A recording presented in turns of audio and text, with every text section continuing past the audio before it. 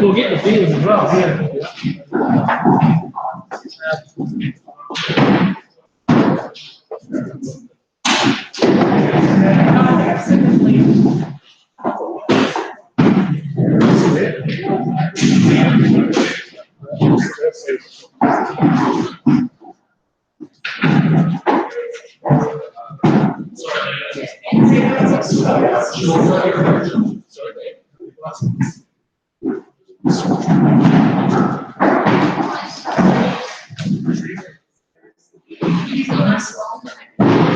Okay, folks, I'll start by introducing myself. My name is Duncan Holland, and I'm here at the invitation of the Wellington Rowing Association. And Jared, thank you for that opportunity. And I'm here for the whole weekend. Later in the evening, we'll talk about what other things are happening during the weekend. The main idea tonight is to have a discussion and some exchange of information on how to select the rowing crew.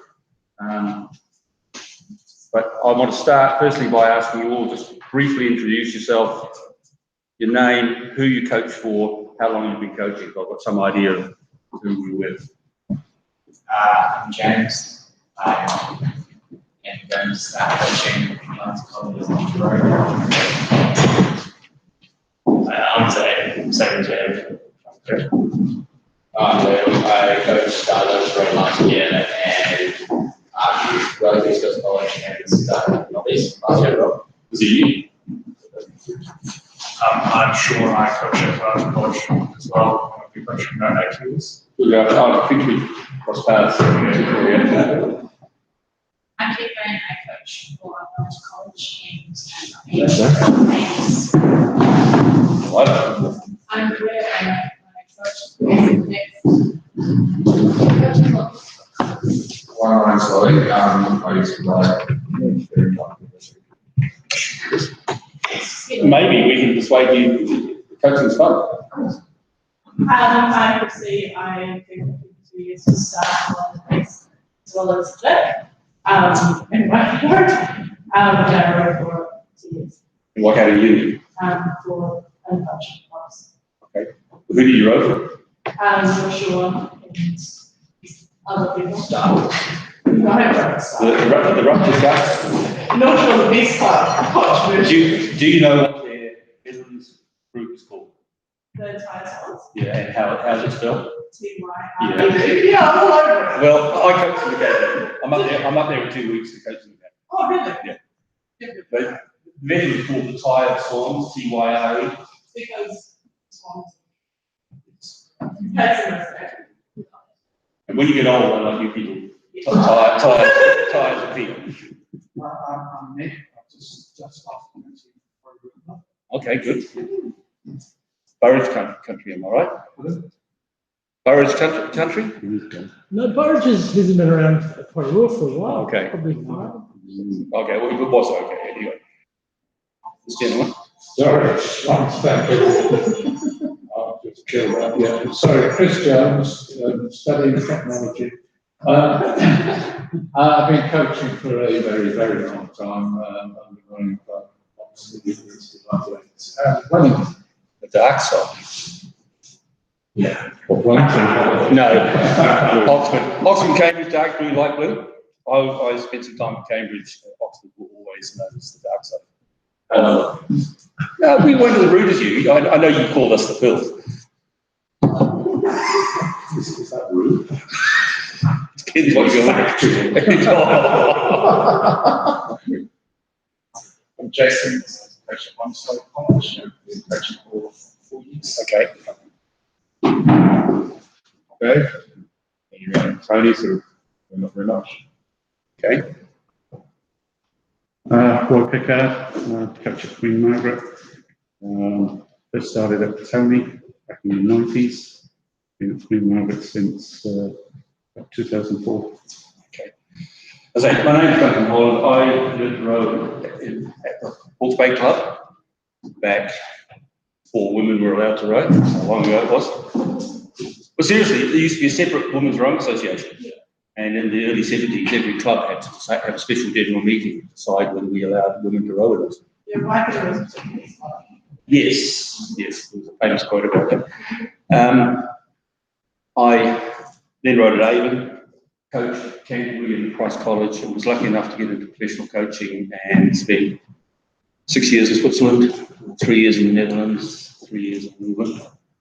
Had a few New Zealand positions as well, so I've been coaching for a long time.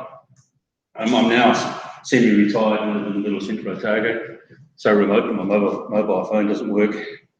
I don't do any day-to-day coaching, but I do coach education for New Zealand rowing. In fact, on Sunday afternoon, most of you will have picked up from Jared that there is a New Zealand rowing course on. Which Quite Jared, a number of these spaces will be the same. Good. Yep. Jared and I will be leading that. Okay, before we get into select your own cruise, I want tonight to be interactive and give and take and express opinion. So Chris asked me a question before. Can you repeat it, please? Yeah, so I observed that my Drysdale and Andres, that was the question. Yeah. It wasn't when did you stop cheating your wife? Easy question. I left it 37 years ago. Yeah, Andres Sinek and Margie Brunson. Some of the other very tall people, I noticed they don't get their shoes vertical. We teach every single athlete in the world, apart from those guys, that vertical shins is a good thing. So I was speculating that this was because they can reach optimum length and have their legs working in a very powerful range, because actually if you bring your shins vertical, you're not quite so powerful. But Sorry, can I stop you there? Well, do you all teach your rowers to have vertical shins? Yes. Or just back. Or just back? Yeah. What do you do with the shorty who goes over the top in order to get length? Does it matter? Yeah, because they usually end up pushing their ass out and dropping the body down over their knees. And go into a very weak position.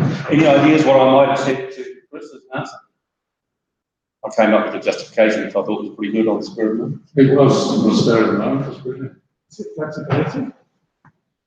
Probably not, because I think if you took a picture of Mahe in the 6 feet of an 8, his shins would be vertical. So if we assume that, why different than the single and the 8? If it doesn't need it, it doesn't need it. Okay, so if you roll forward, we could widen his span so he got the same angle and roll further, and then his push would be straighter rather than as curved as that. Not necessarily a good thing. Okay. My answer was that if Mahe put his feet far enough down so he could get far enough forward, his feet would be sticking out the bottom of the boat like Fred Flintstone in the car. If you look at the single a big man's been using, there are almost always little horseshoes where he's trying to get his feet lower, and the seat is so close to the bottom of the boat you can't get your big feet moves down far enough. My answer. And the general rule is that you have the heels as far below the seat as you have the gate above it. Mahe would row at about 200 mils, I would imagine. 200 mils below a single seat is, say, Fred Flintstone style water. So you could raise the seat. What might be the problem with that? I'm rather highest sensory back to wobble. Yes. Yeah, and your horse is steeper. Okay, now this is being recorded tonight, I'm being recorded. And this is an experiment really, because tomorrow I'm speaking again, and we hope to have this stuff available on the web later. I collaborate with a pair of friends, Chris's and mine, who own a website called rowperfect.co.uk, which has quite a lot of coaching information on it. And we're experimenting with the idea of having me talking and then an ebook, which I'm halfway through writing. So, Jared, have you got emails from all these people? Yes. Okay.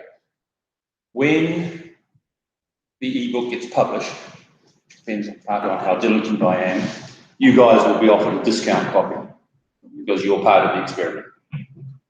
Say during the weekend, I might bully you a bit about what you might like to see on the website, but that's okay. When do you want to talk about the weekend's program? Now or at the end? It's up to you.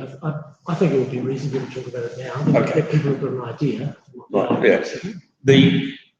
There are 3 presentations this weekend. This one. And then tomorrow, starting at 1 o'clock, we've got a big presentation about how I think people should row and how I think you can coach that. So it's several hours worth of my ideas about a good way to row and a good way to teach that. And then on Sunday, starting at 9 a.m. 9 a.m, we have the New Zealand Rowing Level 2 module. How many of you have done the New Zealand Rowing module so far?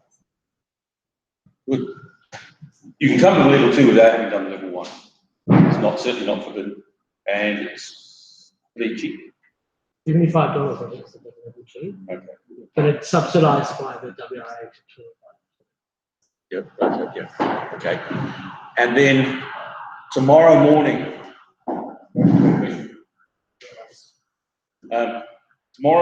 and or Sunday morning, if there was a desire, we could do a rowing session, or as it might be in Wellington, an erg session. That be good? Okay. We could have one coach and their crew, or we could have a bunch of coaches, and I could teach you, treat you like rowers, and I could run you through a session which is part blackboard, part erg. I see some nods. Does this sound attractive? What would be a good time tomorrow morning?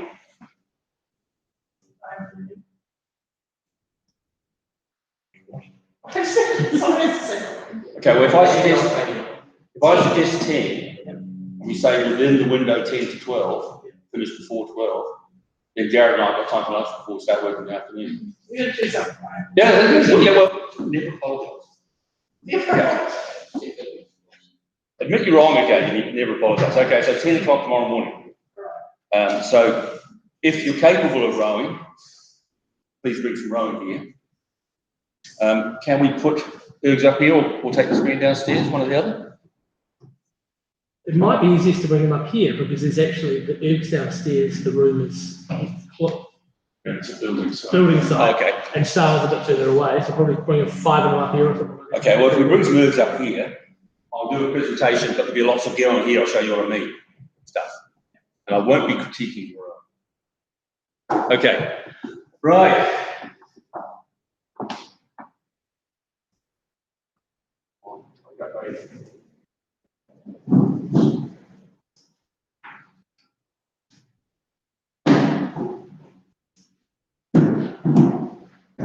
Right, as I said, I'm going to talk a bit about the theory behind selection, as I see it. I'm going to look at various ways of selecting crews. And I'm going to look reasonably closely at seat racing. I have very strong opinions about seat racing. And so we'll look at how to seat race and also how not to seat race.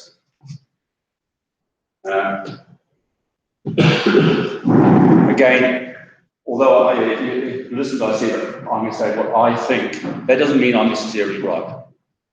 I have as big an ego as most coaches, but I'm not God, and I'm quite happy to have people disagree with me. And I have a slide about this saying,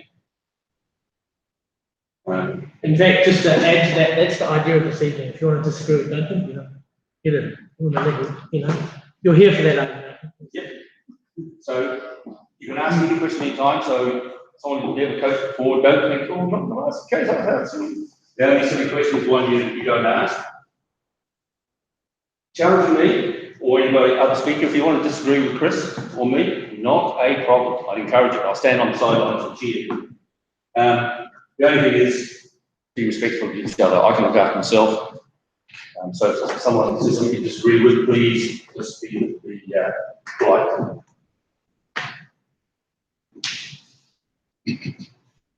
Right. Selection.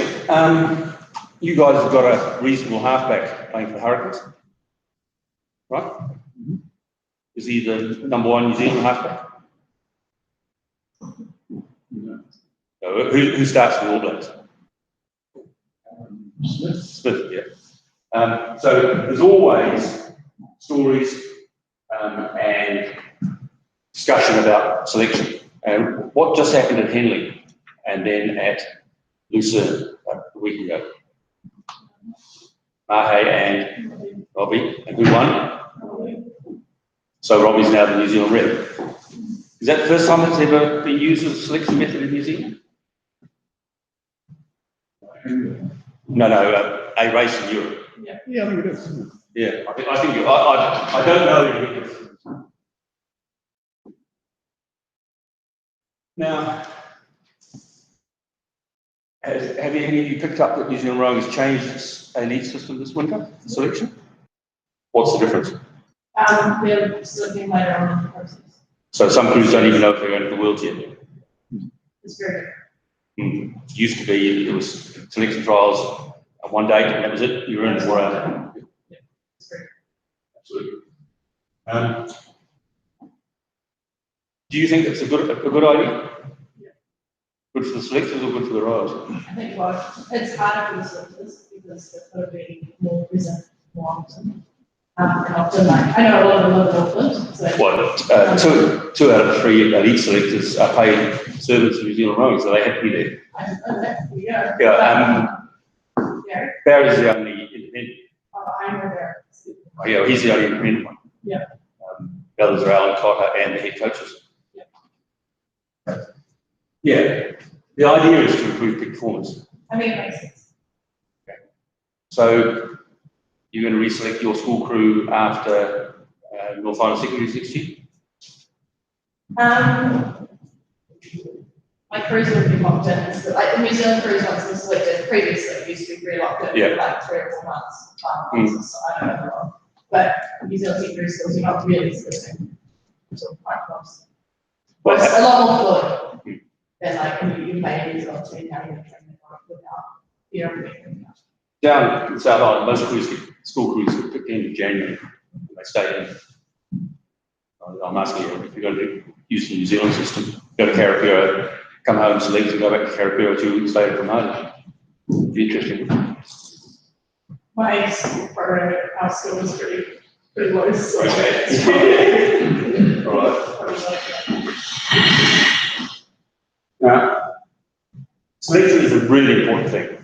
It's, I think, possibly the most difficult and the most important thing that coaches do, because almost all coaches have to be selectors. Do any of the clubs in Wellington have separate selectors? Not to my knowledge. Only as a back up in case of conflict. Mm-hmm. So basically, you all pick your own crews. He will call almost. Okay. Fairly obvious point, a good selection makes for fast crews, makes for happy crews, and unhappy crews go slowly. I haven't always found the fast crews are happy crews though. A lot of the time, like with our girls, we have, they'd be a fast crew, but they'd be like one of them, like another, really good.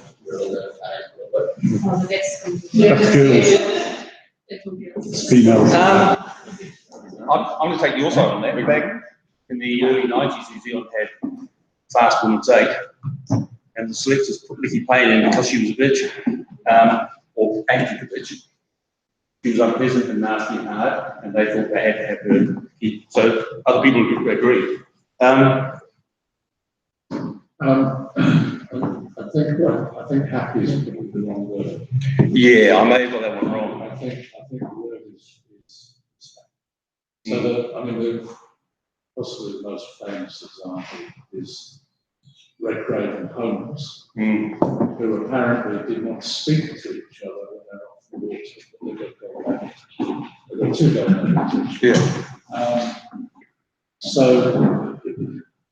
they respected each other's talent without having to be friends. Bill and Cole and Fothakani, pairs champions, 7 years undefeated. What age? You possibly know too much. I don't think they go on holiday. They would be friends. Yeah. So anyway, socially selection is important. I personally try to use selection as a management tool. By that I mean I use selection to help push the club's ideals and ideas and way of doing things.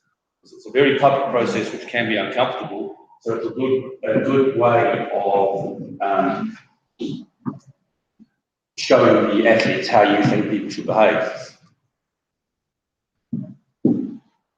Now, I certainly think, I'm pretty sure you'd all agree that fairness and equal opportunity are part of sport, particularly children's sport, and you all coach children. And we're pretty hopeful to expect 15-year-olds to be nice and fair with each other if we're not nice and fair with them. So we have a moral responsibility, I think. Right. Important point this one. Finals is on April 4th or whatever. You guys, and you have to pick the crew sometime between the end of January and start of April. So you're not picking the crew just before the race, you're picking it sometime before the race. And how many of you have had a kid go away for school holidays and come back rowing much better after 6 weeks break? Yeah, some nods. Kids grow, they change, they get better. So you pick the crew, the very best crew in the end of January, beginning of April. Is it still the best crew? It's a very interesting point. So we've touched on this before. How long before the event do you pick the crew? And New Zealand has changed it from 5 months to 1 month. The elite crews. And when's final selection roughly for your crew, Chris? We tend to decide, we have a Christmas camp, finishes on the 31st of December. We generally come away with a pretty good idea of what we're going to do, but we rarely have the problem of selection. We usually have the problem of not enough people. What's the reverse of selection? Recruitment, I suppose. Yes, fair enough. So, again, all back on to the rugby here. Dan, can I ask you, so in a full-time training environment, professional environment, if you look at the data, which presumably you guys do, throw a crew together, how long does it take before they get to pretty good speed? You know, do they actually gain much from 6 months thrashing away, or is it all over in a month? Personally, well, I'll go back. As an athlete, I hated late selection. As a coach, I don't think it takes a huge time to develop for the first hump. So yeah, if you put a crew together, you improve, and then the rate of improvement levels off. I think it still goes up very, very slowly. In my last year of rowing, I rowed with guys I've been rowing Premier, elite level for 3 years, and we were still getting better slowly. So I don't think it takes long to get up to a certain, but it's one of the things you have to balance, because there's the technical stuff, there's also the mental side, Chris. Yeah, just, I mean, something to bear in mind in the Wellington context 3 weeks might only be 4 sessions on the water. So, we kind of Compared to Christ College, who row on Curve Reach, where you row every day you want to row. Yeah. Not very far. and sorry, just the other comment on that, because the ground at Henley this year was almost scratched. So it was they took the very good Australian Thor and bundled it in with a few other people, and they beat the GB 8, which is arguably still in development, but Still world class, yeah. And the point, of course, is that all of those athletes do train together. So really, the gelling of the crew is much easier. Yeah, you can argue that if you think that everybody develops at the same rate, you can say, well, it doesn't matter when you pick them. You pick the best people, put them together, and then they train forever. The really critical one is when people are changing at different rates.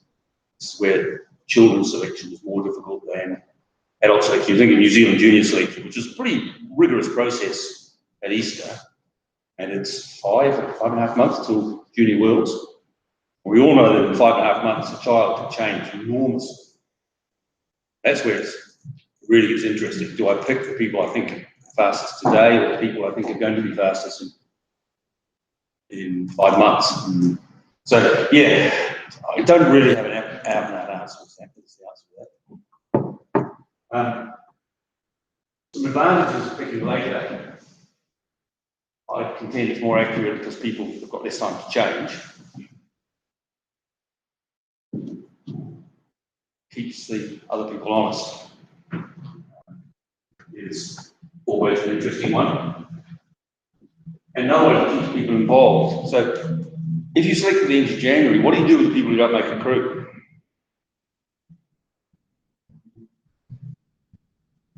Do you care?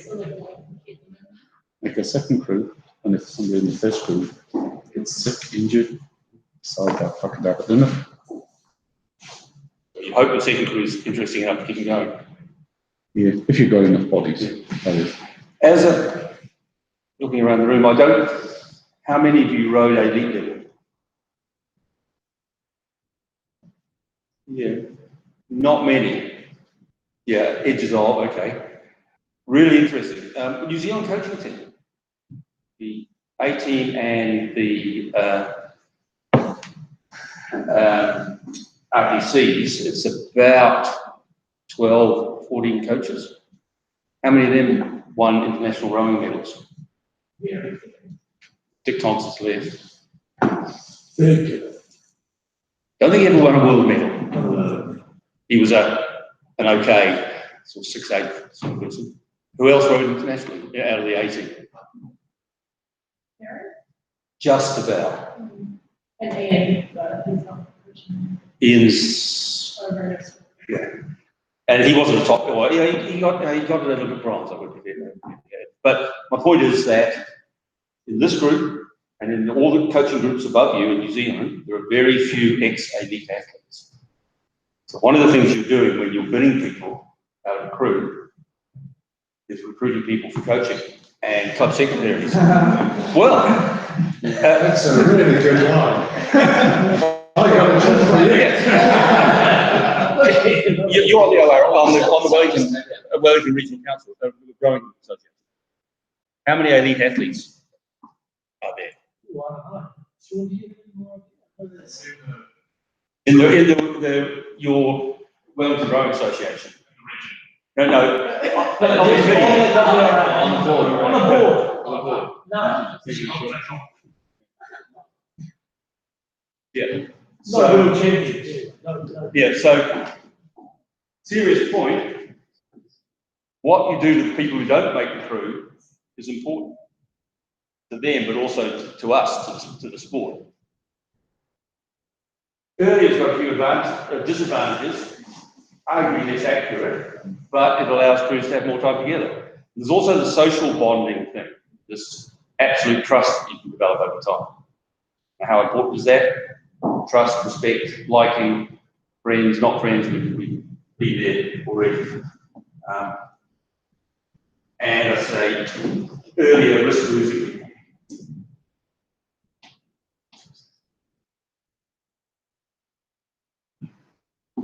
I think it's a really important point to get across. What tests do we use at New Zealand level for selection? Yeah, seat racing is over what distance? Yeah, in what boat? Okay. And erg test, what do you use at your school level as selection tests? We did zeros. Over 1K? Erg? Yeah. So you don't test 2K racing at a regatta. So is Eliza McCartney good enough to pole vault for New Zealand? Well, go do a high jump, Eliza. So we don't test what we're actually selecting for, which is a really interesting assumption when you think about it. So, yeah, most tests are shorter than the race. And, well, World Champs, you have one race every 2 days. Mardi Cup, you'd only have 2-3 races a day, if you're setting anything like sensible. And usually different boat type. And we do outboat testing. Now, none of which are what we're actually selecting for. So, interesting assumptions. Talking about New Zealand level, the juniors get to race pairs, I think, do they? The seniors race pairs for selection. Yeah. Is racing a pair a good selection for the 8? We've got a fast women's 8 at the moment. Are they the number 2 to number 5 fastest pairs in the country? I don't think it appears as it's Do the selectors agree with you? Yeah, or forwards for that matter. very different problem. I'm inclined to agree. Yeah. But there's physiology there. The bow seat of the pair is very different to 5 seat of an 8. Very different. Out there. Why is that? Why is 5 seat a pair to 5 seat a pair? I know, but you tell me. Yeah. 5 seat a pair. Why is 5 seat a pair? This is for the coaching. You get the smart bastard who knows the answer. Putting your coach on the spot. Well, out there's a picture of a guy called John Hunter, who was 5 seat in the Munich Gate. John's one of your members. He's about to speak. Absolutely enormous man. And he was 5 seat in the 8. If you look at the physiological demands of being in the bow of a pair, you can get away in the bow of a pair by being light and clever. If you've got a strong enough stroke person. So you don't, if you pick the 4 fastest bow people, you may be picking a lot of relatively weak, relatively clever oarsmen. People are early on to the stroke. Yeah, and tidy and quick and able to bounce it. So the question is, do you want your bow side to have the 4 cleverest oarsmen, or do you want some big meaty grunters in them? Well, if you look at the current New Zealand, they're both quite small. Like Tom and Mike are both very small, smart bowlers. Yeah. They would be considered a big person in that. I put them both in like 1 or 2. Yeah. And they won New Zealand. Yeah. It's very different. Yeah. So, will a good rower be faster than anything? That's the question. Some schools selected singles. I think some Aussie schools do, don't they? Some Sydney schools selecting singles, don't they? Yeah, some of the Auckland schools have been. Yes, and Kent's selecting its 8 singles, yeah. Is that fair? Only if they've all had the same amount of time as single year. Good call. Yeah, so especially you've got a batch in the house at Christmas, take a single across. Yeah. It's arguably a whole different speed application between 8 and pairs. It's a lot faster. Yeah. Well, this has traditionally been the selectors' argument in New Zealand. We need some big, strong men in the middle. Doesn't matter if they're rough, all right? Some clever buggers at the end. Put some grunters in the middle. I have a personal, but Working well, isn't it? I'm talking about back in the past. The current New Zealand men's 8, yeah, why is the women's 8 quicker than the men's slow?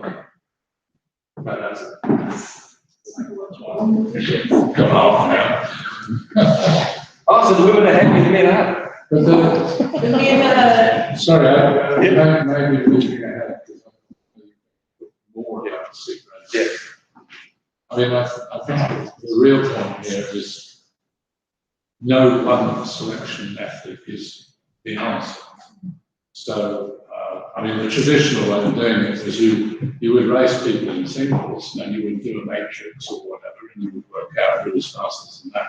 And then you would migrate with some information into pairs, and then into fours. And the other thing I would say. Yeah, I'll come to a selection process later, if that's okay. Yeah. Right, this is mostly me showing how I can use PowerPoint. There's a whole mix of selection methods. At one end, you've just got what you think, subjective, through to measured. And it's worth thinking about what methods, where the methods you think, will you use, fit on that continuum. So, variety of selection tests. One is purely social. Row with your mates. Masters do it. Some school kids do it. Nothing wrong with it. Might not be too fast to do. Under 15. Do you ever send an under 15 rower away? Yeah. Do you ever send an under 15 rower away because they're too hopeless, too useless, too small, too skinny? Yes. And she was Australian. You're being recorded.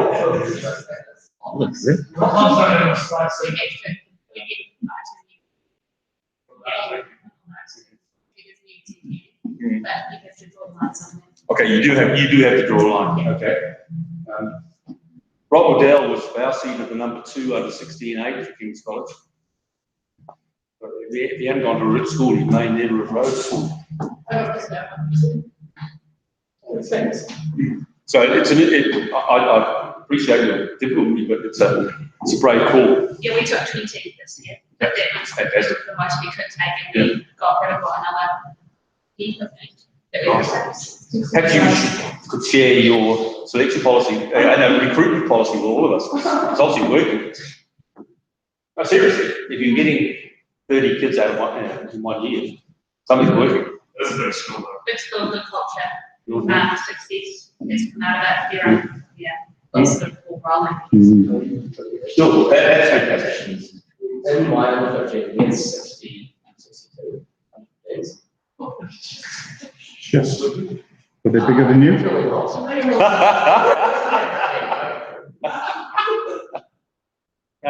I did once suggest that for 13-year-old boys with 3 selection criteria: top stream, so high IQ, big feet, rich parents.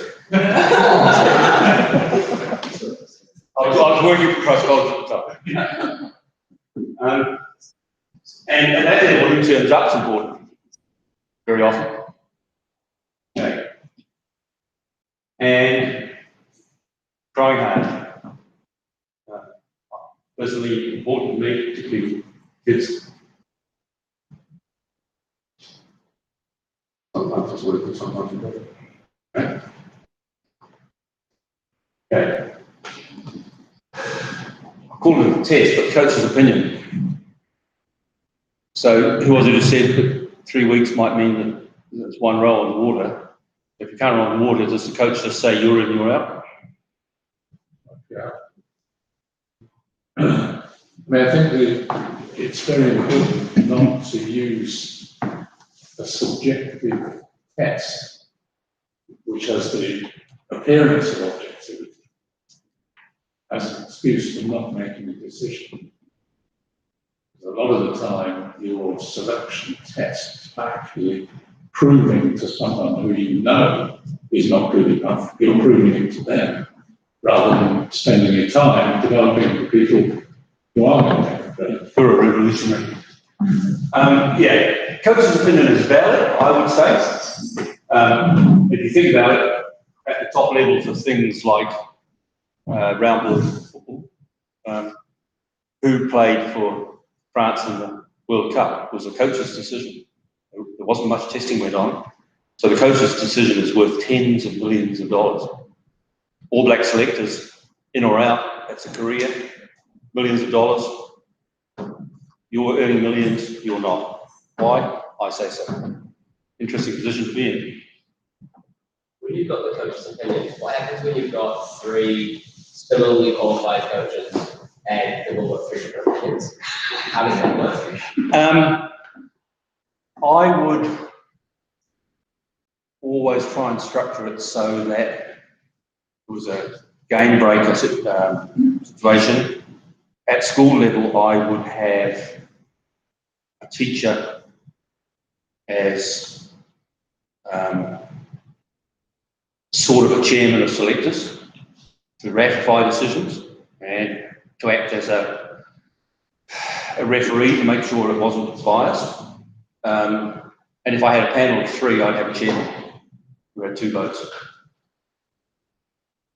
Would be my call. Or go and do some more testing. So, coach's opinion, we all have opinions on technique. I'll give you mine for several hours tomorrow. You hear coaches saying that they know someone can move a vote. You can have ideas for compatibility, but so-and-so is just impossible to row with. I think he, she deserves the group. I don't want him, her in the boat. There have been at least 3 medal-winning New Zealand rowers who've disappeared very suddenly in the last 5 years, haven't they? I don't want to discuss individual cases, but maybe some of that was about compatibility. When you have a world champion or an Olympic champion who just suddenly disappears, there might be some compatibility questions. So your coach's opinion is valid.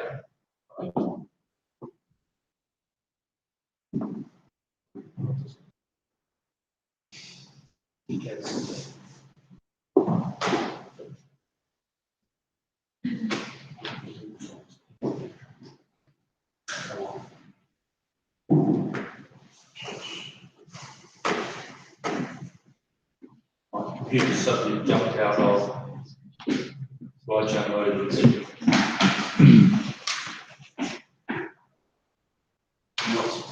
Comparison.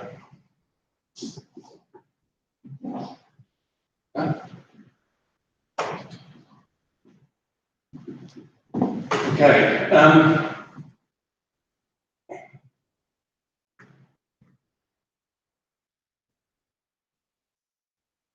Anybody knows me knows that I'm not the world's best. Would anyone like an extra drink while we're listening? Oh, Oh, you should be it. You can take it yourself, though.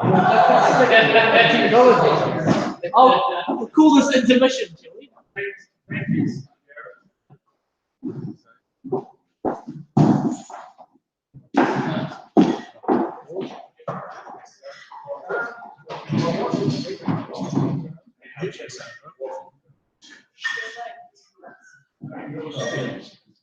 So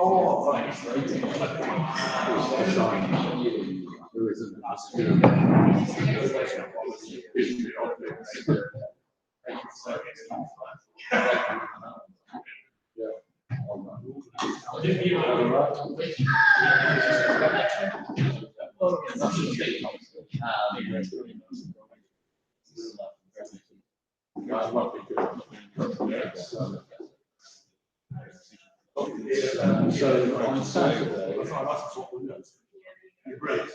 Yeah, absolutely perfect timing. I got some expert advice. Thanks. yeah, so loading now. So I thought you were aware of this is on that page. I thought I could read it.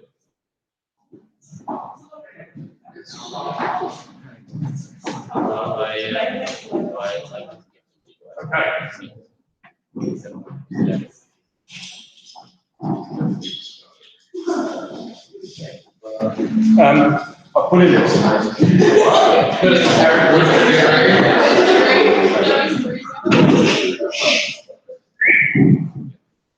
If you've got this may be a theoretical question for some of you. You've got, say you're at Christ College and you've got under 18A, under 17A, under 16A, under 15 opco. Yeah. If an under 15 is good enough to be in the under 18A, do you select them? Yes. Yeah. Right? Yeah. Well, it's gonna make both the faster. That was Instagram. They were what? 15, 8, 15 up to 16, 8. Yeah. And they got gold. So will you put one of them in the under 18A if you should know?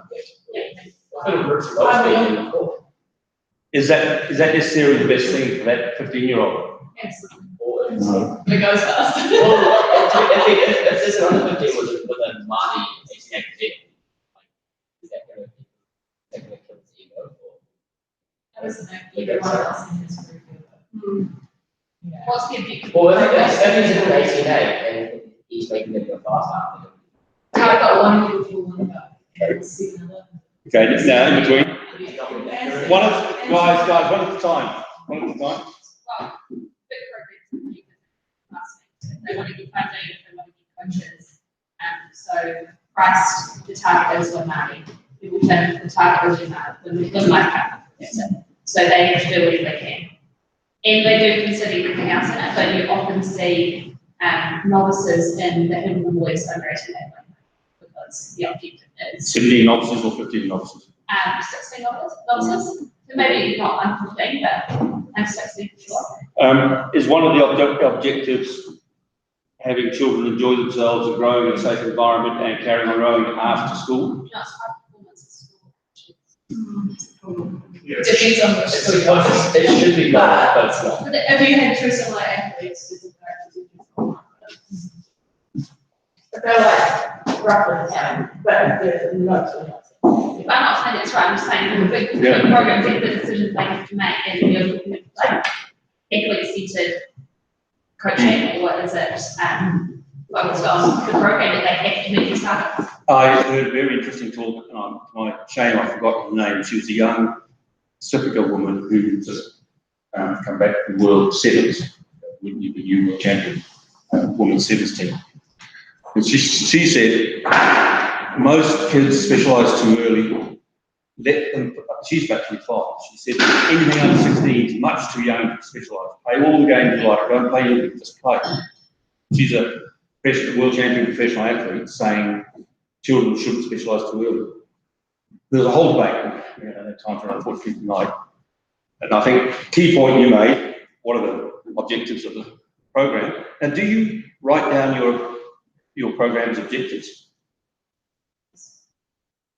Who buys it, who sees it, who buys in, who has influence? Athletes, and coaches. Well, I mean, definitely athletes as well. Okay, so does your program say lifelong development in sport is an aim? Do you mention those things? I think we do have those written down somewhere.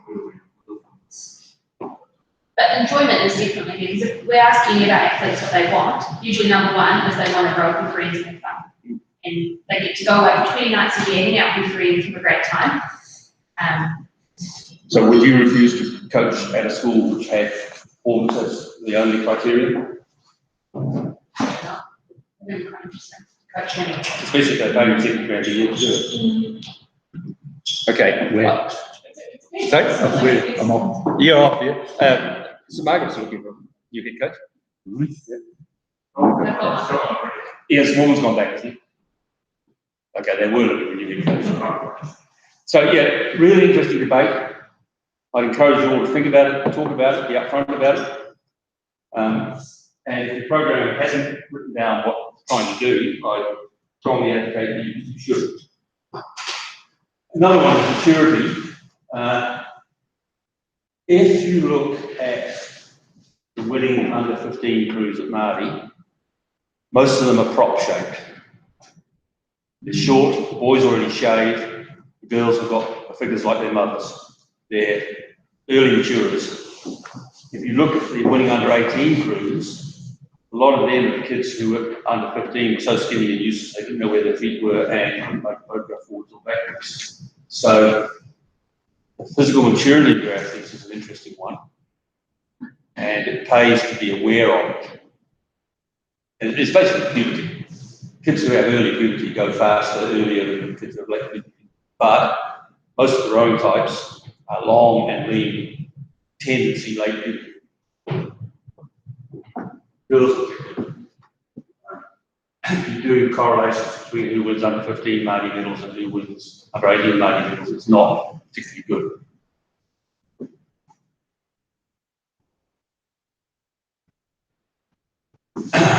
You talk about selecting officers, if they're good enough. Do you reward someone for being diligent? Because it turned up every morning for 5 years. Do you put her in the ad? It's because. You don't have the guy that's kind of okay when he shows up 3 times in the time training a week. You don't put him in. Yeah. I've got a 17-year-old. Technically, she's extremely good. Power-wise, she's fucking useless. Yeah, the old Shearer's demonstration. Yeah. Half the size of a pea. Yeah, but it's something else to think about. You're trying to build a club, trying to build a school, trying to build a program. Rewarding service can help the program.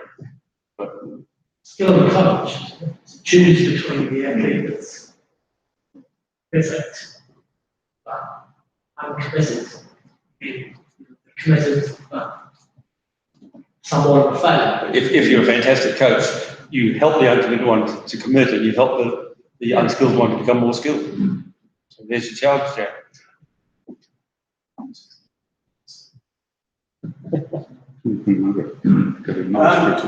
Now this one, you were from Petonia.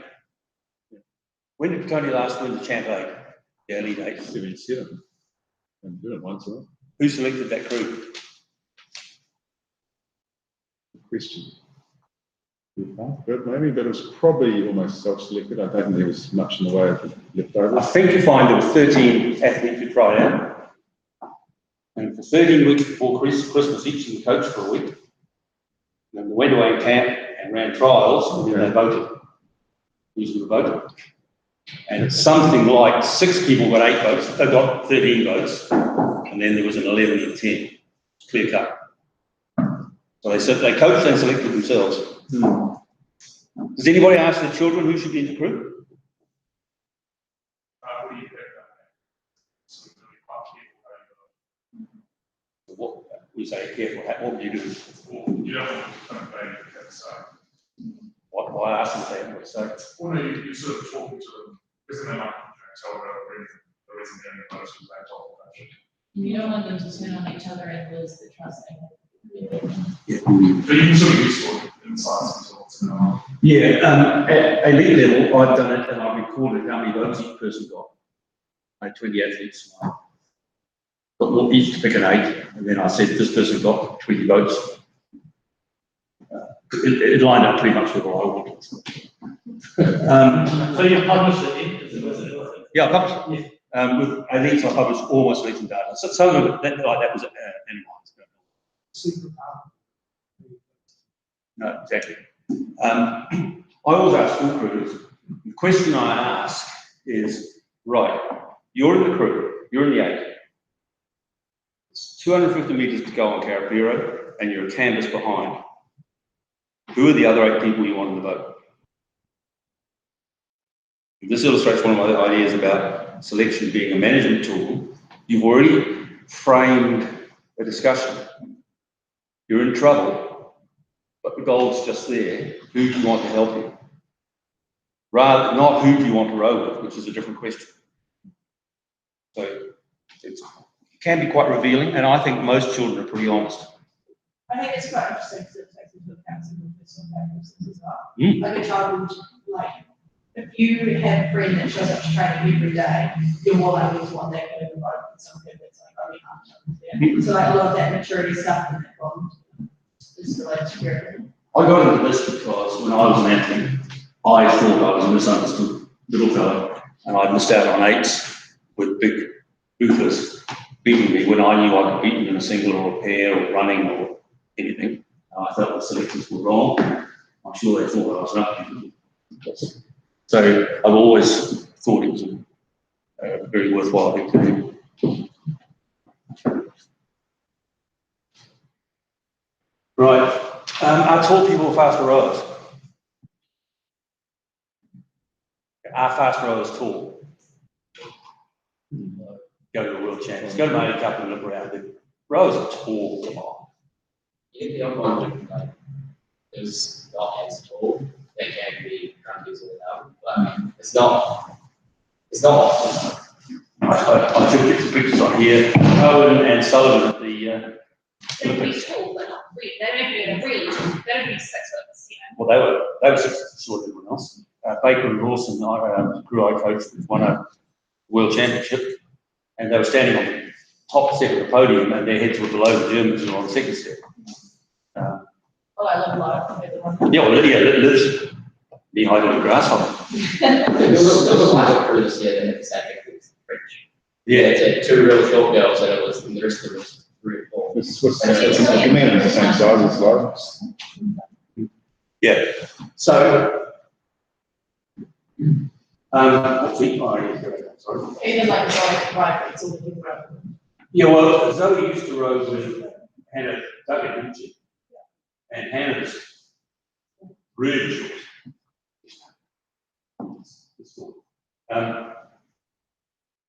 So, yeah, height, size is useful in general, but okay. If you went to a regatta like the Māori Cup and weighed the winning 2 or 3 boys' 8s, and then weighed the loser at the bottom of the pack, would the winners be heavier than the losers mostly? Interesting. Do you weigh your eyes? No way. Controversial with girls. Controversial with anybody, yeah, really interesting. For boys, yes, they play rugby because my boys, both of them play rugby, and they would have to yo-yo diet between running and rugby, which honestly, it fucks them up in 10 years' time. Sorry, but it does. And so I had to manage. I didn't want them losing that weight because I knew that it was going to be more damaging to them in the future if we didn't keep them at a certain place so that when they went back to rugby, they weren't going to have to then just go and paintings. So it's easier for me to have a heavy crew and work on ways around that than it was to have, say, okay, well, you're not that fast, you lose like. Yeah, really interesting question. Unpack each of stuff. Really got the camera. There's a biochemical fact: more muscle makes a rower faster. More muscle is more power, and because you're floating and sitting on your bum, the penalty for extra weight isn't as high as it is in a weight-bearing sport like running. For running, it's heavier; she normally gets slower. A rower gets more muscle; she would normally go faster. But BMI and fat there, so weight and fatness are 2 different things. If you're coaching an elite crew, do you do fat tests? Well, that's a fat test. I see you're shaking here, why not? Because I've had that done to me, and it does not result like positively. Depending on which way you look at it, it encourages them to go in the future, or shed or under them, to bounce. So it's not a good effect. The data out of American universities sports got heaps of data over the last 7 or 8 years, and there are 4 or 5 weight control sports: wrestling, gymnastics, women's lightweight rowing, men's lightweight rowing, and something else I can't remember. And the percentage of those weight controlled athletes who have eating problems is huge, men and women.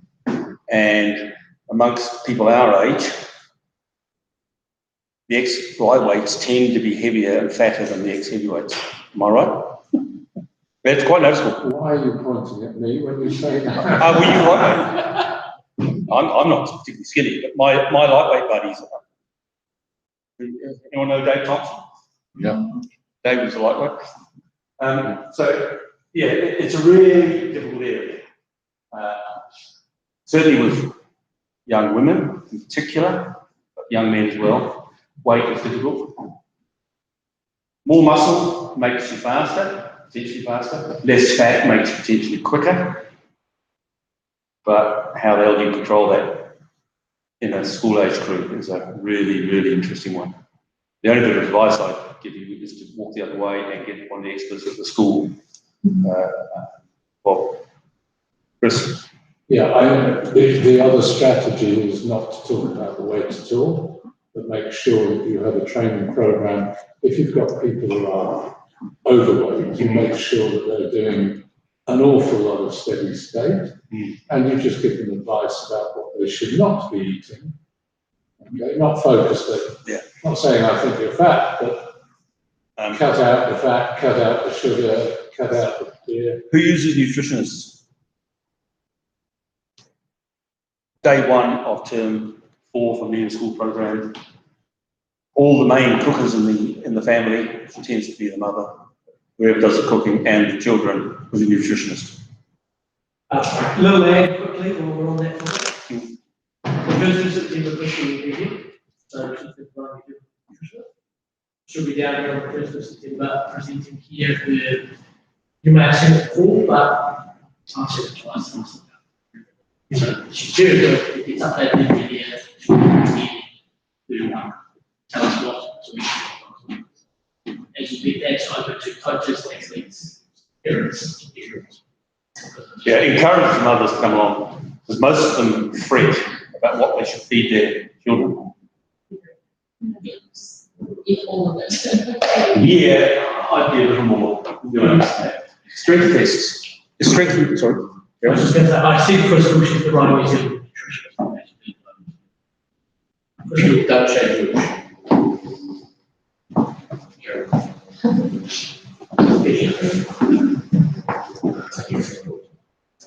Our international row is strong.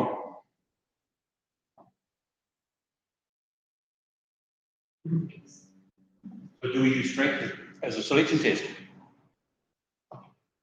Simple girls selection test, how many push-ups and how many pull-ups?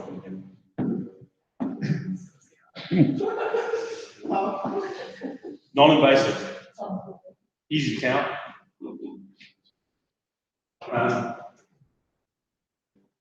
Flexibility. Correct.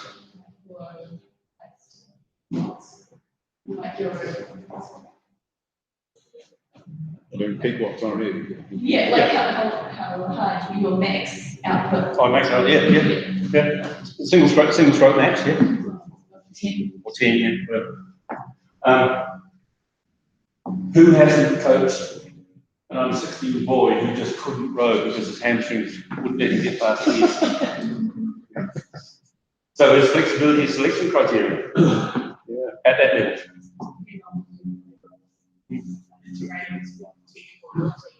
Yeah, oh yeah. If they can't rock, if they can't compete, they can't rock over. So you don't need to test for technical ability, you just test hamstring reach. Some can grow perfectly fine. It depends on what that translates to in the book or Usually backward. Yeah, but there's another thing to think about, criteria. Ergo scores. Does everybody use ergos to some extent? 2K tests? Yeah. How much panic do you get amongst your rowers when you do 2K tests? Terrible. I think the throat's going to be cut. It's difficult. You must have seen some junior trials. How does a young girl do an ergo trial at New Zealand junior trials? What's the other?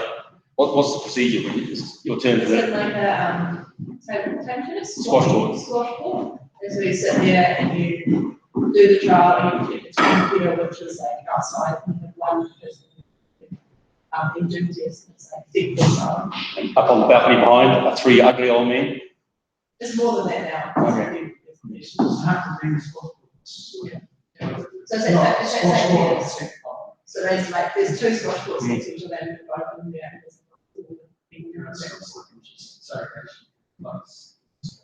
And it's like deeply quiet, just do it.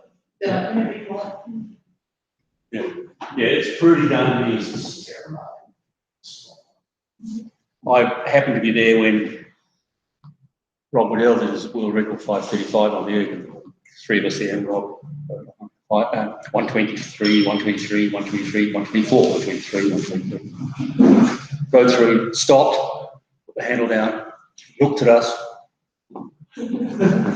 out the door, shut the door, and apparently went,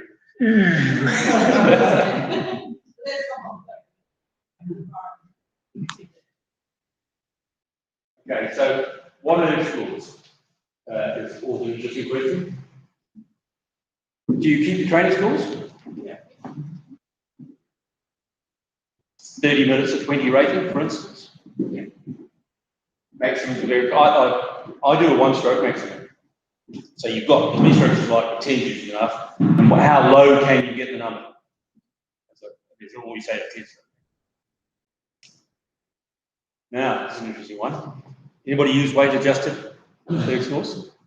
You don't weigh your athletes. Didn't you tell me you don't weigh your athletes? Oh, that's a weasel. That's a weasel. Yeah. Do you think they're good?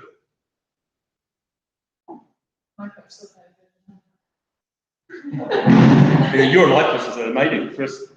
Yeah, I have used it in the past, and where I find it useful is when you have got, for example, a very good lightweight whose scores are depressing him because he's against some very big guys. And you give the weight adjustment, and it helps people to understand the effort that their colleagues are putting in. Or not. The Concept 2 website has got a calculator. You don't need to look much, but 100 kilograms, 85 kilograms, and this was put in, I did it at the times, and then it came up with projected times, which are for an 8. But notice it's 20 seconds difference in the predicted time. And it's the lighter guy who's quicker. Christ College uses these extensively. You might have noticed that Christ College has a lot of skinny kids up the sharp end of their 8s these days. There are various algorithms for calculating it, but the group we work with, 1 second per kilo over 2K is about right. What's the world record for, or what's the New Zealand junior qualification time for boys? What do you know? What's the women's world record? No. 6:30 or something, yeah. I'm pretty sure it's, I think I've been working on it recently. 5:20. I think it's about. Oh, 6:20. 6:20. Yeah. Those Yeah. Yeah. 6:23, 6:21. And the lightweight women's about 650. It's about 25 kilos we like to heavy. So it works pretty well. If someone's 10 kilos heavier, they need to be 10 seconds quicker over 2K to be the same speed. It works out reasonably well. I use weight adjusted ergs. The way I do it is I publish erg scores. Erg scores are public, no matter what level you're at. Weight adjusted ones, I calculate them, and then I randomize the order, and I show you that list with your name there, but no one else's name. So you might know that your weight adjusted was 652, and the other ones varied from 640 to 720. But you wouldn't know what other people were. That's to protect the privacy of weight. Because certainly in the school level, weights are private. Okay. Gosh, it's good. I didn't weigh the women. I got a mother or a school female teacher to weigh the women. Possibly. Seeing I got the data anyway, it didn't really matter, but it sort of looked that way.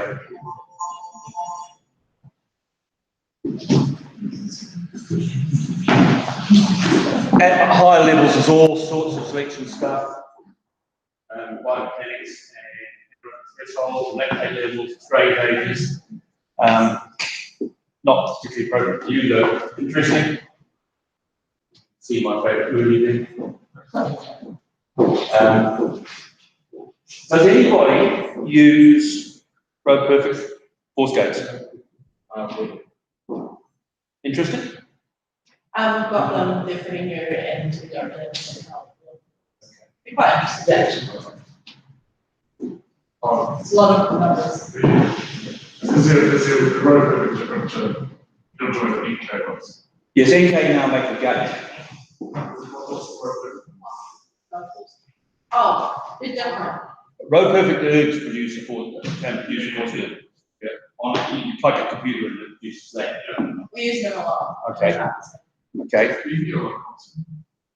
Concept now sells, I think, Concept sells a gate, which you just put on the boat, and that's it, done, pretty much. Yeah, so you, We chuck them on singles and pairs as well. yeah. And we have times and apparently. What did your RPC use the data for? We used to have a reference graph, which was the squad. We would spin that in Australia. Who is your coach? He loved it. Yeah, it's an interesting debate. Obviously, this person thought the tall curve is better than the flat curve, Which is a debate in itself. Quite useful.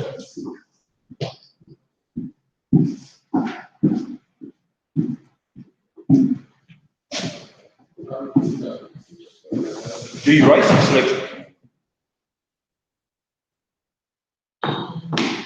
Carapio? Ranging limits?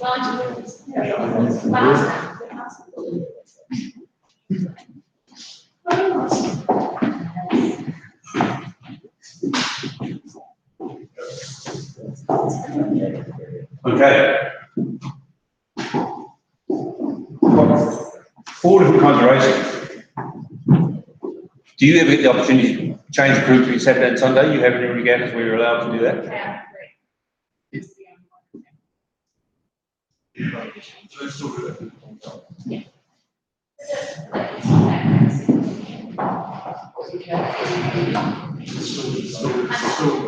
So when you change 100% group from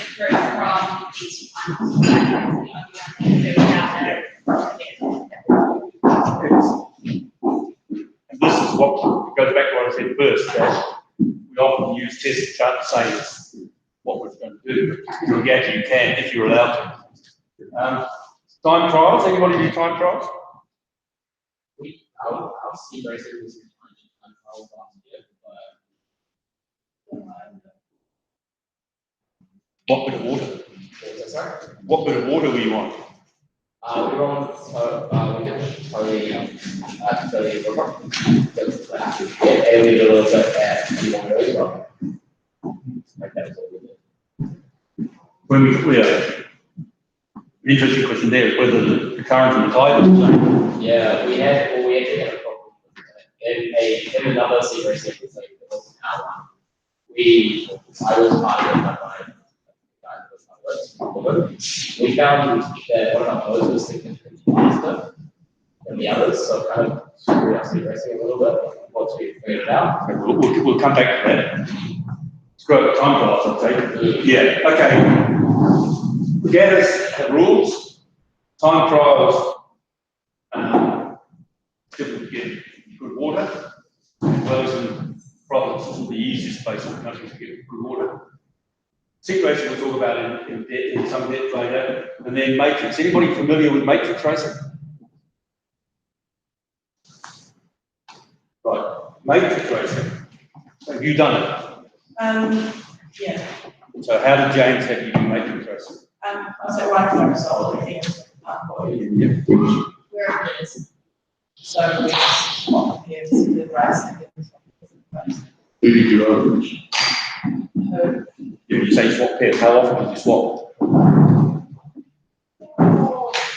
Like race switching to meters, and then yeah, so we go maybe with 6. Okay. And how are you graded? Did you see the results? Okay. All right. Some definitions here. Matrix racing is a very particular form of racing, and it has to be done in pairs or doubles. And the concept is that everybody rows with everybody else. So So if you have 6 bow seats and 6 stroke seats, you have a race, and then everybody change it. You normally leave the strokes in place, and all the bow seats move over one. Another race, you end up with 6 races. Each bow person is rowed with each stroke person. And then you add times.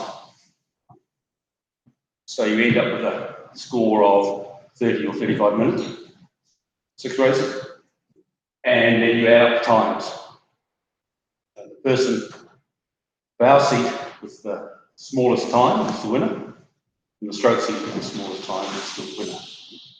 So you have a clear ranking, 1, 2, 3, 4, 5, 6 in bow seat, 1, 2, 3, 4, 5, 6 in stroke seat.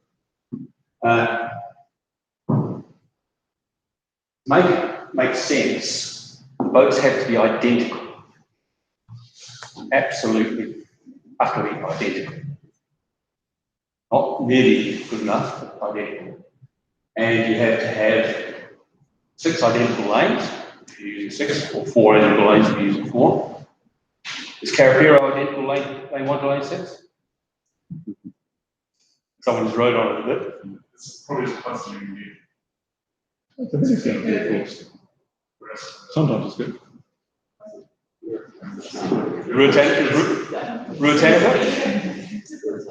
Rutanova? Yeah. The Royal Bahamas is the fairest course in the country. Fairest course in the country. So that's in the result.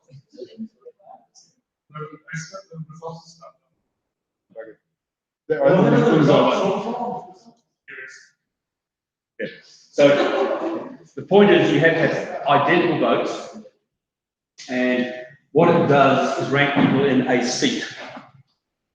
If you want to do it really, really properly, once you've done the first 6 races, you swap everyone bow seat to stroke seat. So in the sweep ball boat, you swap stroke from bow side to stroke side. And sculling, you just swap people over and you do it all over again. Yep. Just with that, because we've been through this last season, just with the boats must be identical. I mean, I think it's very difficult to actually have. So, it doesn't, if everyone is rowing everyone and you try and almost have them almost rowing every single boat, does that sort of balance it out? Yes-ish. It's as close as you're probably going to. This was developed by the Canadians to be lawyer-proof. When the Canadians were selecting 8s, they had lawsuits, and this is a completely objective system for getting a ranking on athletes. Because you can't argue with it. Selectors say, these are the boats that are racing, someone else runs it. Seems easy for the athletes to go. Yeah, but seeing it's the summing, Yeah. if you're slowing someone else down, you're slowing yourself down as well. That's the kick and tail. the kick and tail. So almost impossible to do. You need a lot of time. The Canadians actually had a race on the second day, and you had a day and a half of training with your partner. Then you raced, and that afternoon you went out with your partner and had a day and a half of training, and then you raced. And you have to have a course which is fair across all 6 lanes. But you can, someone can take you to court and say, I should be in the 8, and you say, these are the rules, this is selection, here are the data, done. But does it? It's true. It's an interesting question. Yeah, I see it. So, not almost impossible, certainly impossible for a local school coach to.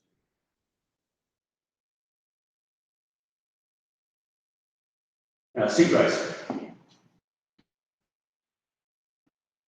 That's my definition. Multiple crews race compete to be over set distance, and athletes swap from boat to boat to make comparisons. Everybody happy with that? I want to ask a question. Sure. Start. I don't know what my percentages are, but who has, those of you who have done set racing, either as an athlete, what percentage of that was success? As in, that you felt as a coach that there was clearly an objective decision afterwards. And as an athlete, the same, like you felt as if there was an objective answer that you could accept. You asking me? I'm asking you, actually, I'm Andy, but Jason's a no, anyone else? Well, no, I think for what was the forward, I think largely you're right, but serious things to your decision you've already made. What happens if you get a different result than the one you like?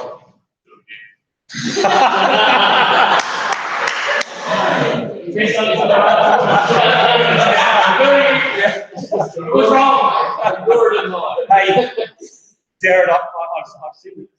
Yeah. There is a theoretical problem with it. You do that. Yeah. In general, if you are using a selection test and you advertise you're going to use it, you're a bit stuck if you get what you think is the wrong answer. Tested with coaches' moral strength. With that, what if you get someone who you're like almost certain is not trying their training and they suddenly ace C training because they know they have to try this one training? If you said seat racing needs selection, you've got to put them in. If it was my selection process, I'd have something about diligence was needed before you got into seat racing, or you bin them a week later for failing to come to training.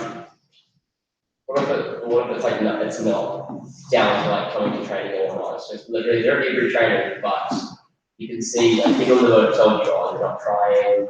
It changes when someone else comes to the boat, and then you see racing happening. I heard a story about Joe Sullivan. You know, if everyone knows Joe Sullivan, the Bousey with the men's double one in London. Apparently, on Carapira in the afternoons when the group was set for a 20k scull, he had the tendency to go to the dam and back, go home. But he went to 5 world championships and got 5 gold medals. Maybe that's why they didn't, I don't know. It's a difficult one, is the answer to that. It was one of my rivals who rode for New Zealand a lot and won 4 or 5 world medals, including gold. And we all thought he was lazy in training. 20 squat jumps, he'd do 18 every time. But he won races.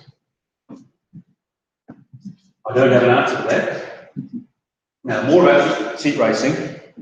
This is really, really important. Total times are irrelevant. Distance between the boats that matter. Someone quotes time of the whole seat race, going to go away. It's the time between one race to the next. I've got some rules for seat racing later on. Right. We'll come back to seat racing. Choosing a selection process, someone said earlier, I think, that you have to suit your club, your crew, and your objective. Your selection process will be very different to St Peter's College, who live just down the road from Carapiro, where they've got good water a lot of the time, and you've got crap water most of the time. So you have to be realistic. I think it's fairly obvious that the selection process varies with the athlete's ability. Personally, I don't seat race anybody under the age of 17 because I don't think they can be reliable enough to do that. Physiologically reliable? Oh, more mentally. Which one? Well, effectively physiologically, but mentally is probably the problem. How long is a rowing race? 7 minutes. So a length is about 3 seconds and a 4. It's less than 1%. So you're asking, if you're seat racing under 16s, you're asking a 15-year-old to produce her best form to within 1% or better, time after time after time. Pretty unlikely, I'd say. So your selection process, we've talked about a lot of early, late, small boats, big boats, whatever. Got to suit your facilities, got to suit your gear. You can't do matrix unless you've got identical boats. You need enough gear to do seat racing. Fairly obvious thing to say that the test, mixed test is best. My school selection policy would say something like under 15, it's purely social. You turn up, you'll get a race. Under 16, there's some degree of performance. Under 17 and up, it's performance-based. And tests are turning up, being diligent, behaving properly. Erg tests over 2K and some seat racing, but final decision lies with the selectors. So, are you parent-proof? But my Johnny, he's got the best erg, he's not in the top 4. See that the line on that paper you signed? Means that I decide. You hope like hell the head teacher supports you. But selection process to suit yourself. Suit your crews and what you can do.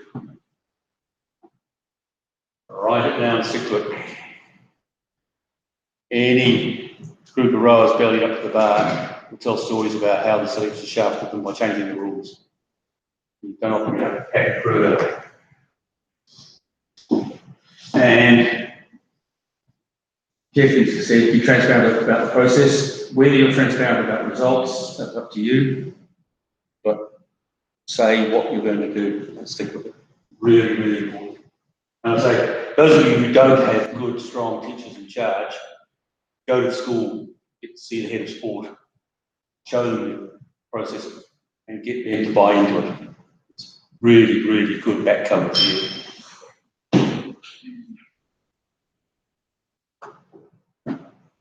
I publish results of almost everything. Any erg test is published, any age.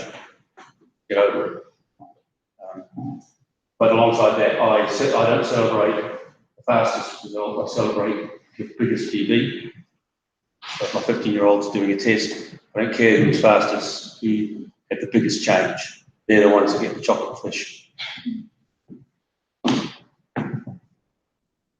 even I hang the results up. They're ordered in biggest improvement at the top.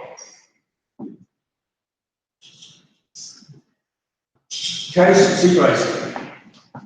Seat racing is mostly an American phenomenon. American colleges is where it came from.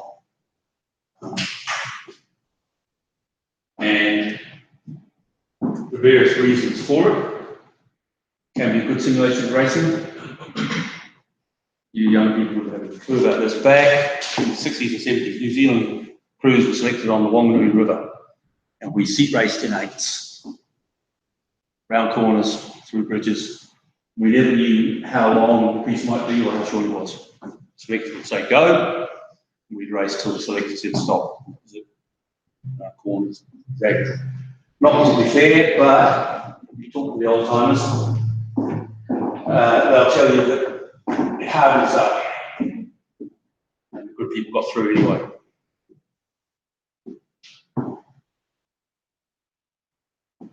Seat racing to be transparent, we publish the results. It's there. No questions.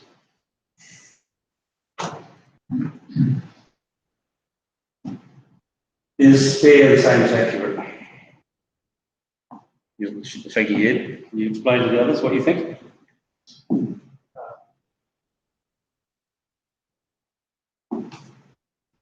Well, accurate means that you're picking the best crew.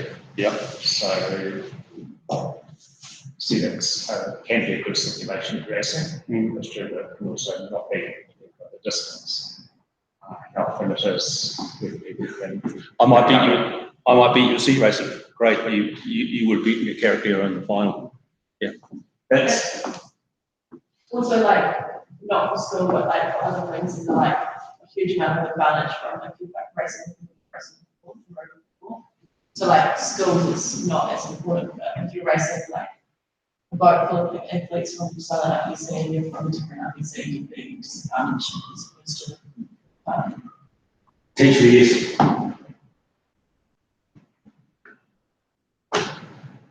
If you seat racing tomorrow, the same as you did today, the results should be the same. grade. And so you can argue that you guys are short of training time, but maybe 2 days seat racing on the Wanganui is the best training you can get. It's pretty intense, physiologically, mentally. Maybe it's the best way of preparing. Goes against seat racing. That's a headline I found in the States. He's a reasonably well-known coach. He said seat racing is something that bad coaches hide behind. Coaches should have the fortitude to pick the crew. Point of view?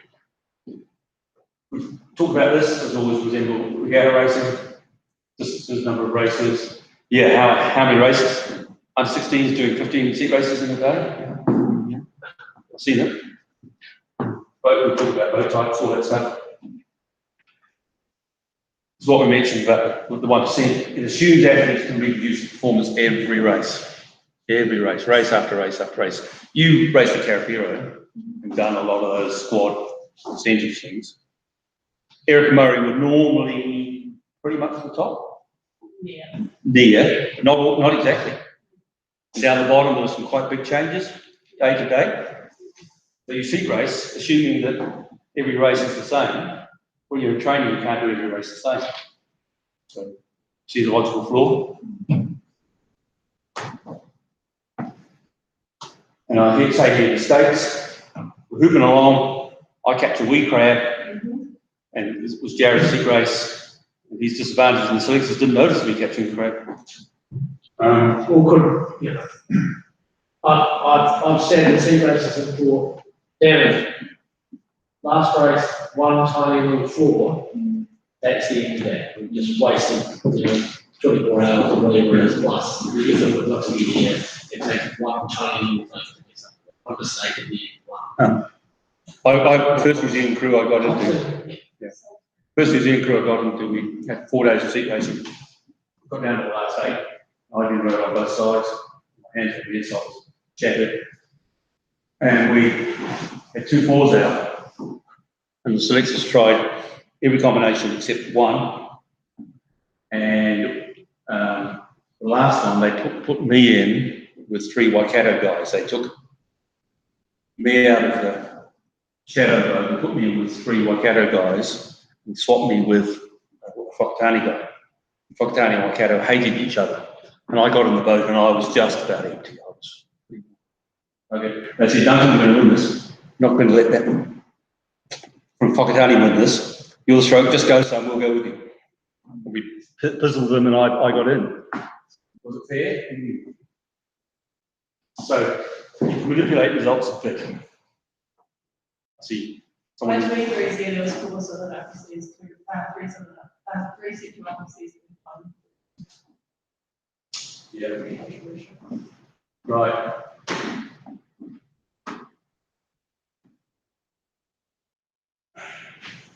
To run good seat racing, you need to be organised. I'm sure you've sat on the bank and not known what's happening and had to come back tomorrow and, yeah, that's a good management. The athletes have to be able to do it properly. That's why it's certainly not under 17, in my opinion. You've got to be able to row well and row good time and time again. Say there. Fair conditions. Does it matter for seat racing if one lane is always 3 seconds slower than the other? Consistently, accurately, 3 seconds different. If you don't have a match. Yeah, sure. Because they're both always 3 seconds long. Yeah, right. But this one's slower this time, not that time. So if you're on Carapiro and you start off in glassy conditions, and the westerly comes up, and lane 3 is slower than lane 2, not fair carry on racing. Or if you're on Wanganui in time 10. It's just not even worth thinking. But I've seen race on Wanganui. If you just Wanganui River anytime. Yeah, the Wanganui River anytime. Wanganui River, Yeah. it's not set. So fair conditions. Yeah. Right? And sufficient good gear. Same thing, answer. If one boat is slightly slower than the other, it doesn't matter because all you're doing is swapping one person and everything else stays the same. Athletes find that hard to believe, and you need honest and well-motivated athletes, which of course all your athletes are all the time. How many good coxswains have you got? In the school? Yeah, yeah. Oh, the ditch straight. Yeah. And I also think you need to be of similar ability. Otherwise, you're trying to sort out good people who aren't tired yet and the weak ones start to fall to pieces.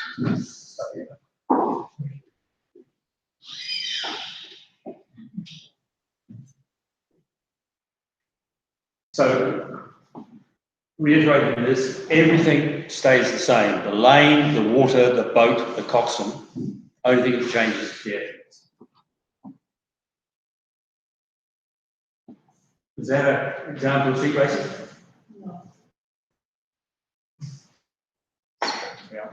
Sorry? Stand the same position. I was bored when I was writing the presentation. Yeah, nice. So,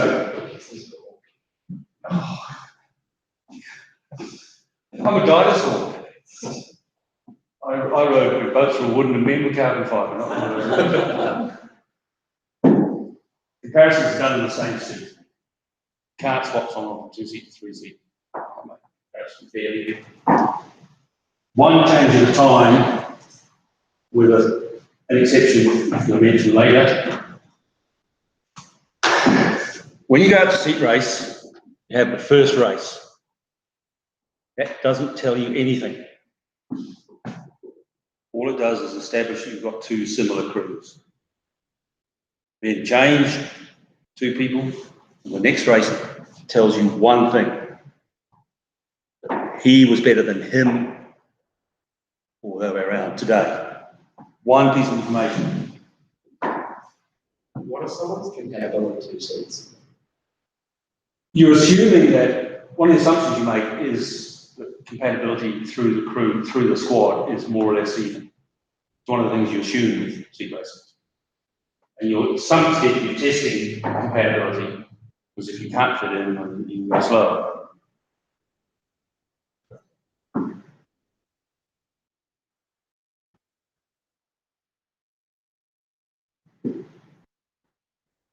Yeah, so more assumptions. They're honest and they're prepared to race.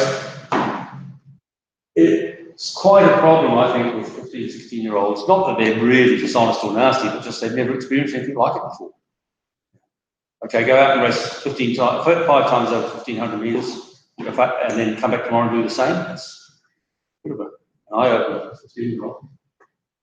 And so you're assuming that they're capable of going different things in time. So the procedure. A question about the null race. Yes. So never really having done seat racing, would it be an advantage to an athlete to go slow in the null race so they can then make a bigger difference when they change? If they would change first, possibly. But if you suspect that, you then change them back, and they're buggered. Because if they go flat out, you get a different result than the first one. I had that out of Petone. I was seat racing New Zealand University cruise on the day after Easter tournament, and the guy turned up drunk. Wasn't surprised. I was in one of these 3 bots. So the cruise raced. I swapped the stroke over. The other crew went, whoa! Gosh. Swapped it back.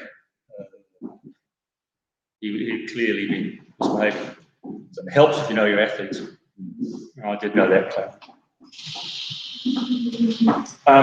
Fours, seat racing. Always. Quad or sweep. Too many variables are there. I think Cox is better than Coxless because you certainly wouldn't have enough people who can steer with their foot accurately enough to seat race. True? Yeah, good. You have to decide the distance, how long ago? Using the juniors use a kilometre, or they have done in the past. So most people use 1500. 1,000 metre rowers as fast as 2K rowers. Yeah, the same as 2K rowers. Yeah, interesting. How long is it rewarded? How much? Yeah, shorter racing, do more races. Rates. So RPC racing, fixed rate? We'll see, right? Yeah, or open. Where I rode, there's a racing. Okay. It was open right when we did. It's a bit yellow. School rowing, seat racing, fixed rate, open rate. That's right. What happens if one crew's 1 beat higher than the other? 33, not 32. 33 for one license. You got the makings of a coach. You've got the makings of a coach.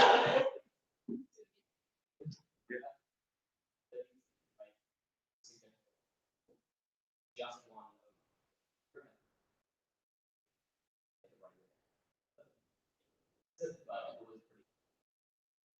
33 one by absolute climb. And maybe it will change. Yeah, it's, and unfortunately, and so you almost need 2 people on rate watches the whole time. Because you can't look and steer and drive a motorboat and drive a microphone and take 2 lots of roads. You can delegate it to a cox, but you're going to trust a 15-year-old cox to steer and take rates and have an influence on the selection. Yeah, it's a difficult one. I tend to go for something like 34, which is about as high as I get anyway. So we talked about this already. Boats got to be similar, but they must be rigged identically. That's a key point. And if you've got identical boats, that's great. If you're a rich boat, that makes life easier. That one.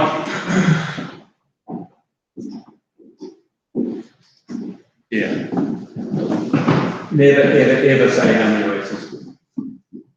And if you're a long-term selector at a club or a school, throw in some odd ones so they don't get complacent.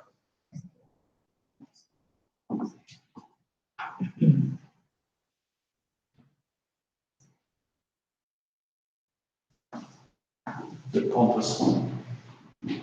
Carapera is best, but you can do it other places. You can even do it around corners if you're confident that your steers people can follow the same lane around the course, same line around the course. I believe Ruamahanga now has 2 lanes more or less there. You guys in Ruamahanga, you agree? Well, yeah, so Jared is a bullshit.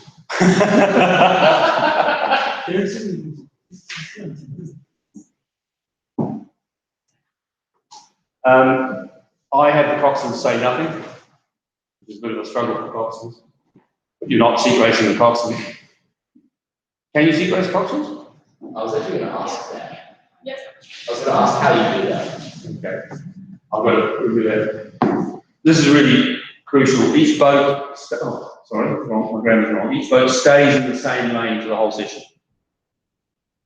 So the water, the boat, the coxswain, the oars, everything stays the same, except the people in the chain. And you can only make a comparison if there's only been one challenge. Pretty obvious, but really important, and it can get complex.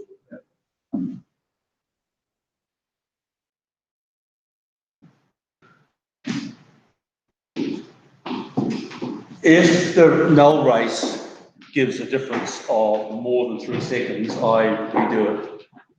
Because anyway, the seat race, once you get more than about a length behind, it's pretty hard to stay motivated. So try and get level. The cleverer you are, the closer the 2 null race crews are, the better your session is likely to be. But you try to pick 2 equal crews to start with.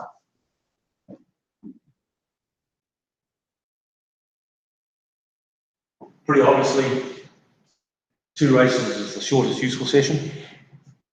You get one bit of information, that might just be the only bit of information you're looking for. More than 5 or 1500, yeah, performance 10, get pretty shabby. But it's Sunday afternoon, 3 o'clock, you'll go home. Maybe you do a couple more. 4 or 5 as usual.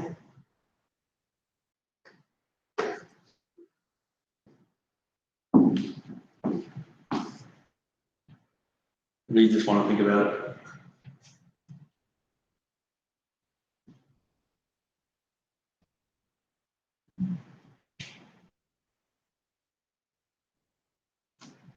Okay, got 2 crews racing.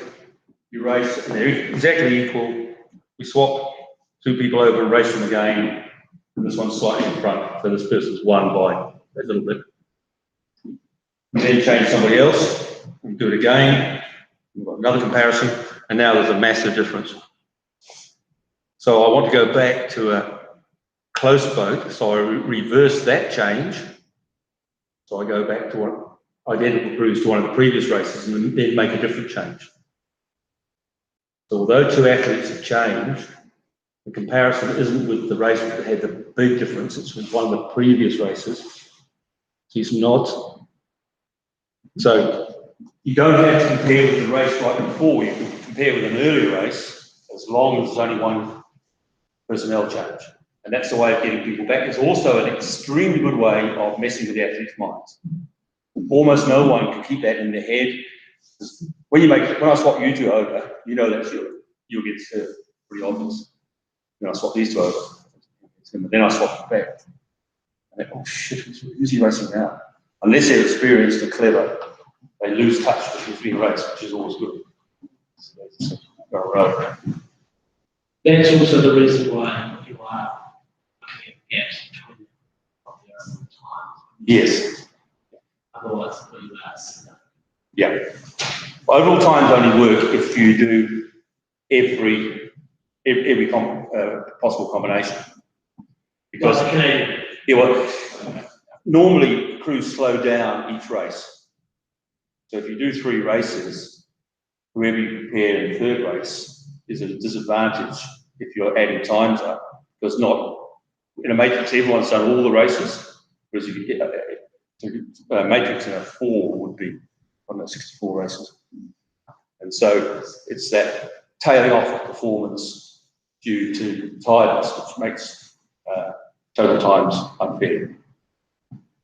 Excuse me, how long in between those races? What's it? Yeah. I try to do it in about 20 minutes, but as quickly as you can get them on the bank and go to the pedal and refill their water bottle and have sandpaper the oar handle and move the feet and move the height. The coach is getting grumpy by then. 20 minutes to half an hour. Because logistically, a school program may run 2 seat races simultaneously, but they'll just be using the same 2 boats and just keep swapping back athletes around. Oh, okay. Just logistically to try to get it done. Yeah. Is it too long between races? Too long doesn't matter. For the sanity of the coach, I'd rather deal with 1 group at a time. The data collection gets messy, but no, that wouldn't matter. After an hour would be fine. And in that way, you can possibly do more races because they have more recovery. Though, if the total session stretches much after 3 hours, you've got eating to deal with. But if you've got 20 minutes to half an hour, a long session is 2.5 hours. And athletes can last that without eating. You can send them away. I tend to do 1 lot, give them there, and say bring it back in 5 hours, and deal with another lot. Would be my inclination, but nothing wrong with theoretically wrong with that. With your 20-minute theory, is that 20 minutes no work at all, or is that 20 minutes including back up to the start of the seat race? Back up to the start of the sequence. 20 minutes. A really good premier should be able to get you to work on 20 minute rotation.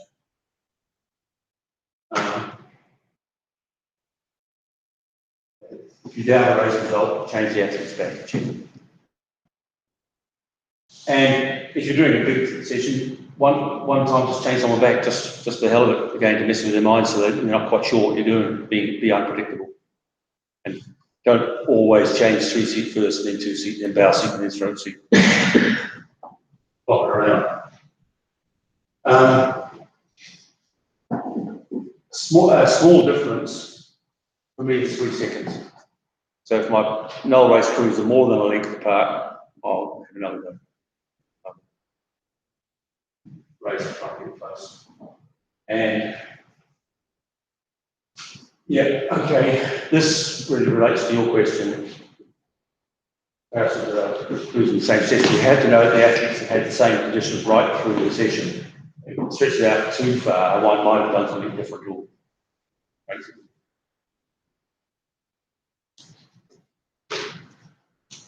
For me, less than a second is a draw.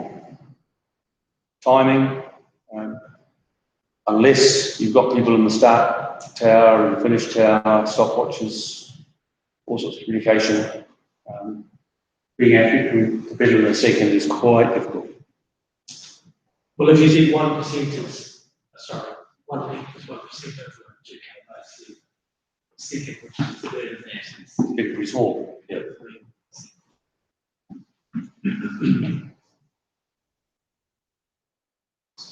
This is a biggie. Anyone's been to national trial? If you're on the fringe, you arrive on and make your way through the final day. You had 20 races, and the people who were penciled in have had 5. And you go up and go for your place in the crew, and you're up against someone who's had a quarter of the races you have. So, worth thinking about. Something I'm very hot on. I've got a strategy for it, which I'll give you later. Okay, I've got a couple of examples here, just to show you how I handle it.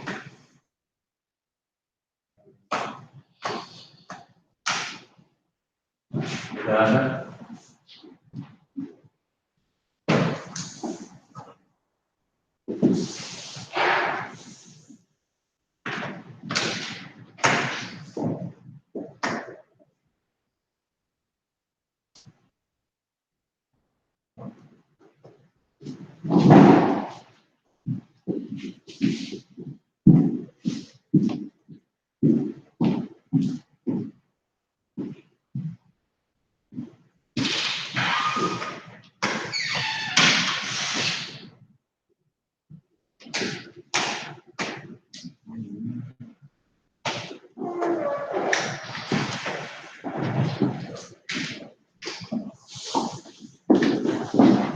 Okay.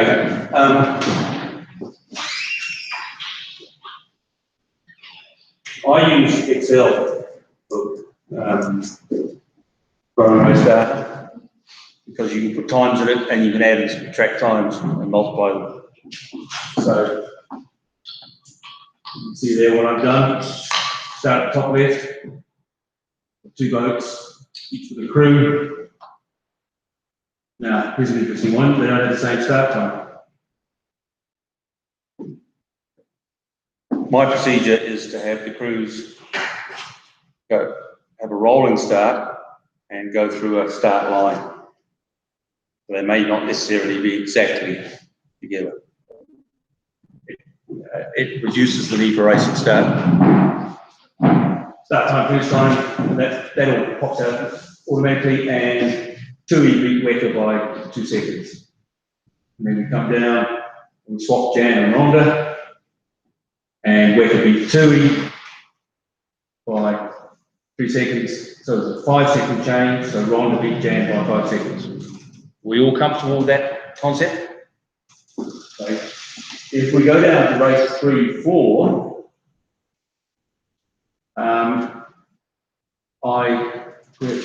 somewhere I swapped 2 people over. Race 5. Race 4 to race 5, I changed both the bow pairs over. But there, I compared them to race 2. There was actually only one difference between crews in race 2 and crew in race 5. Comfortable with the concept? Important one, that. And so you end up with each race, no race tells you nothing, and then each race gives you one bit of information. And then I draw it out graphically. Bex beat Vic, Kate beat Vic by not as much, and Kate beat Brenda by less than she beat Vic. So if you're picking a 4, have you got enough information? Pick that side, that's right side.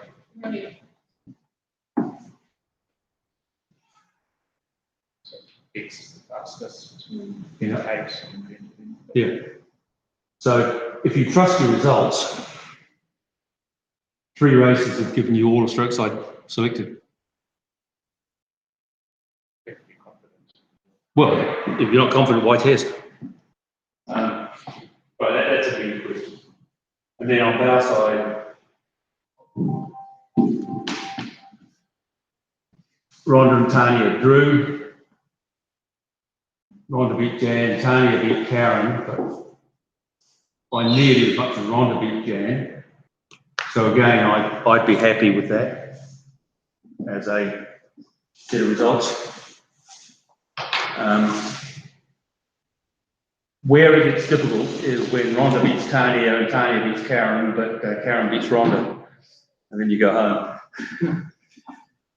With A-league level people, this is pretty reliable, pretty darn reliable. But I suggest with your kids, it would be less so. We're getting pretty close to the end, folks.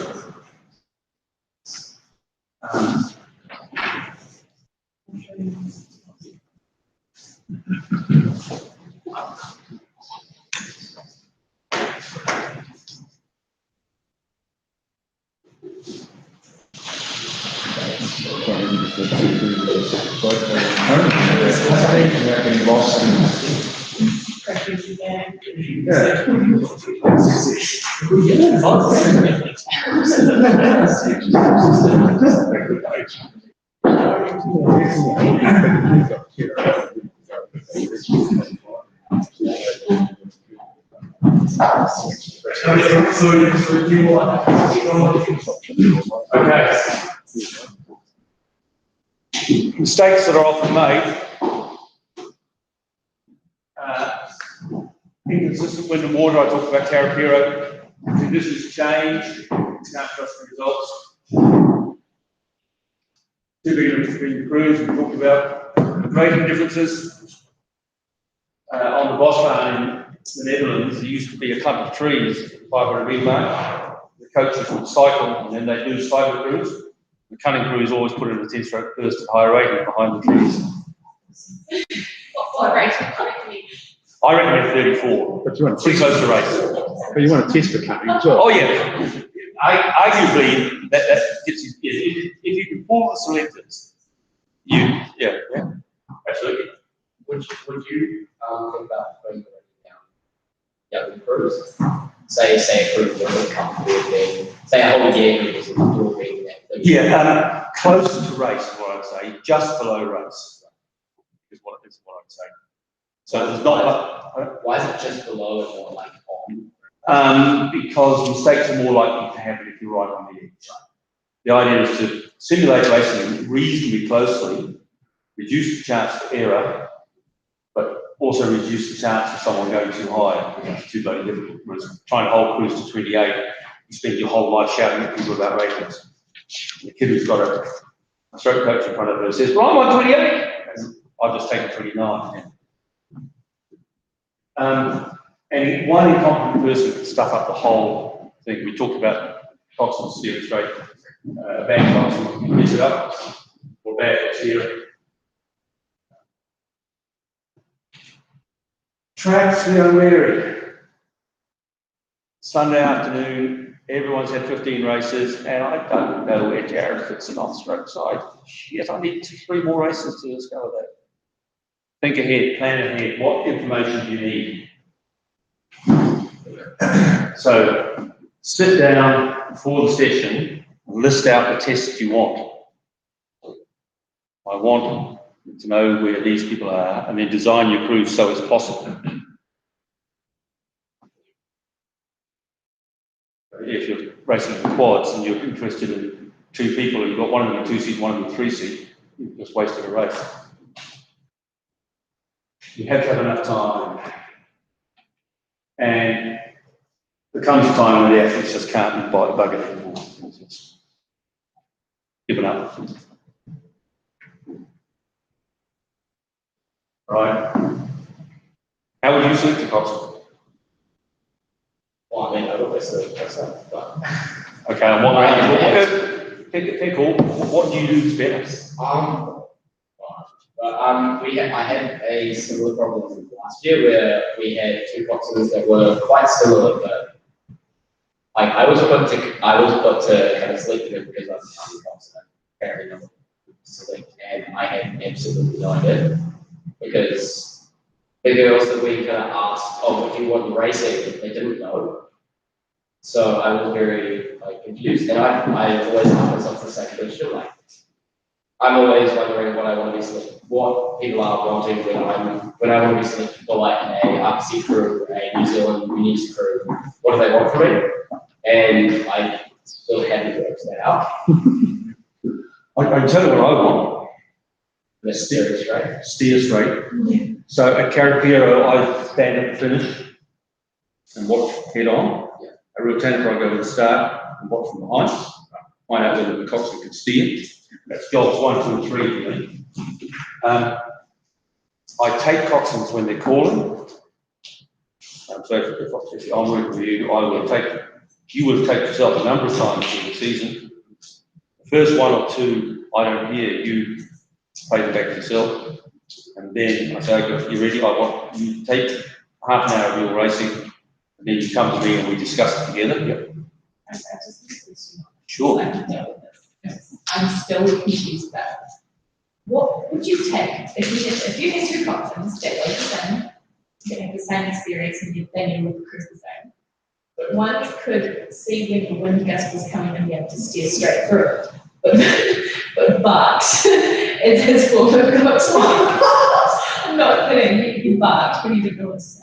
Or someone who couldn't steer head straight, but had a really good vocal flow and able to motivate the crew.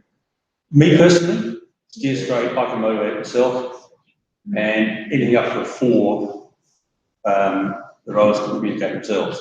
School crew? It's a senior school, Yeah. it's a senior school. Yeah. I think it's a very student mix. Yeah. It's absolutely The down. guy who backed in the face, but he was The one that barks, You're right. I feel like it also matters if you're boxing a male or a female crew, because you might be able to bark at a male crew if you bark at a female crew and it just explodes.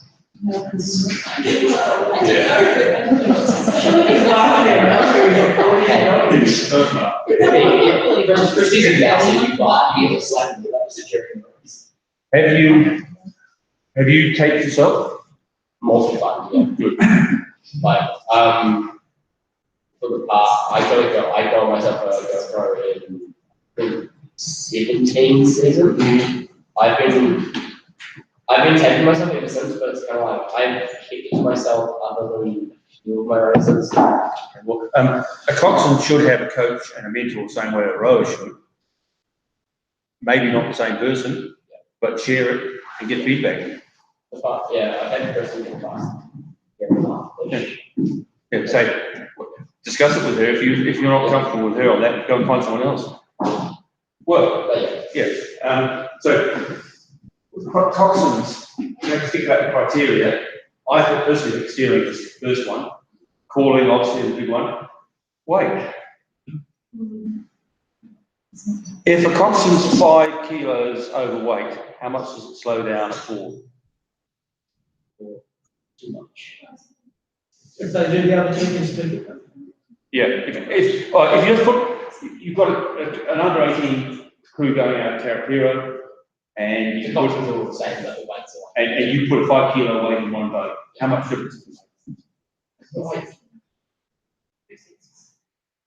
It's we call that what it's called. It's about a second. It's a second appeal, isn't it? No, second for every 4 or 5 kilos. Cox 4, Cox is 4, it's about 10 seconds over 2K. So it's about a 10, Cox is about 5 kilos to a second. So if you've got a school kid coxswain who's 1 or 2 kilos overweight, the other question is, if you looked at your rowers very closely, are all of them right at the exact weight, or are 1 or 2 of them possibly carrying a kilo? Yeah, when does it become, oh, you've got a coxswain who's like 2 or 3 kgs overweight, but you could push X amount harder. Yeah, those are absolutely unanswerable. Yeah. And you've got the same and even worse problems about affecting people's future health with coxswains, but it's a difficult one. And where you set the limit for coxswain's weight is really tricky. A fairly common scenario is a little girl who's failing at rowing who says, I want to be a coxswain. It turns up really dangerously skinny. What do I do? I think that they didn't have it with just horses in general, like, because sometimes a crew will be like, oh, you need to be like, underweight, blah, blah, blah, and then it'll become like a problem. Yeah. A real big problem, because they only like they'll scold them if they see the regular. Yeah. Put your head over now. And so you can see the weight on the scales, you can do that. There's a picture of a real weight from Lucerne, Sam's arms about the size of my thumbs. Not pretty. Yeah, so those are the criteria I use for coxswain. Coxswain doesn't have to be a leader, it's nice if he or she is. They have to steer, they have to call, they have to be within your. One of the big ones is coaching the coxswain. So you've got to get the coxswain used to being taken. And mobile phones obviously work good. Yeah. Not using the water. Right, any questions so far? Yeah. Just going back. You know, costs. Anything? I'm just going to sea racing stuff. When you do sea racing, are you often just sea racing for say one particular crew, or do you do sea racing as an exercise where you effectively rank them? I use your graphical diagram, and then you might be selecting an 18, and 84. You use that data to help select those. I normally only use sea racing when I'm going to use the data straight away. So I think that it's not really so useful that you should do it almost sort of for fun. It needs to be focused. Hang on, realize this, I think. Yeah, I guess you have already answered it, but you wouldn't use the results from say, you would not use Scala results for a sleeper. I use them to inform me, yes. Depends on the level of expertise. If everybody's pretty much comfortable, if they're well brought up kids under 17, done 2 years of sweep and 2 years of sculling, yeah, it would inform them. It could be one of the series of tests. So if I've got diligence, behaviour, ergs, weight ergs, sculling racing, sweep racing, they all go in. I would use them that way. Sculling and sweep racing is a bit easier in some ways. It's possibly easier to have a row of quad than 4. Easier to cover for someone who's a bit different and so on. So, yeah. If I was short of time, I might just do sculling racing. I would prefer sweep. Okay. Well, that's it. Now, what will we do now? Just tell you what I've done recently.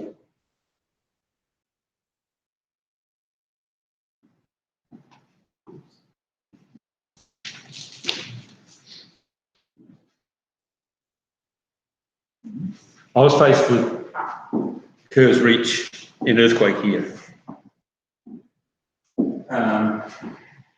Kids who couldn't leave home, 16-year-olds who were waiting there. It was not, there was some seriously disturbed kids, so we didn't go away when we didn't have to. And so I was stuck using Kerr's Reach.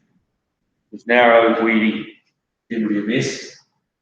And I didn't think we could have the Coxons steer fairly round a bend. So I came up with the idea of racing one behind the other, because I felt Coxons could pretty well follow the leader, particularly as they had a lead at their Bowcox boats and they could see where the other one had gone. So we started doing this, and the principle is the same. You just measure the difference at the start and measure the difference at the finish. The other big change was this one.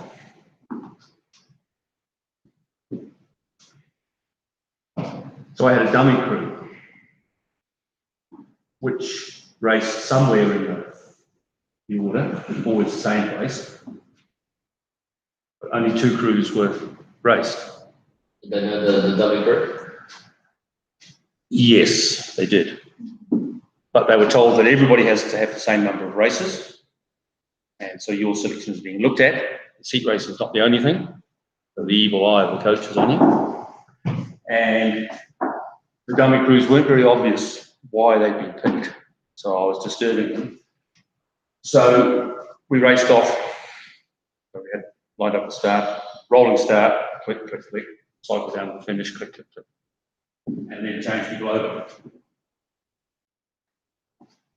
The other thing I did, and I've done this before when I had good conditions, I was picking an 8 and I had 12 candidates more or less.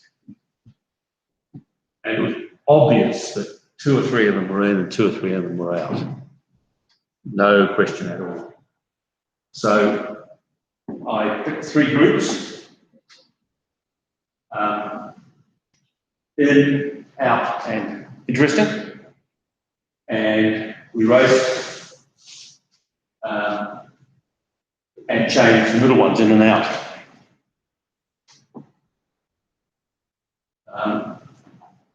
And so the first set of racing, I put the 4 best people in, and 4 middle people, 4 low ranked people in the chase boat, race them up and down. And then the next time I put 4 good people in the chase boat. And we do a third session where I put the best 2 and the worst 2 in the chase boat, and put the middle 8 in and checked my results.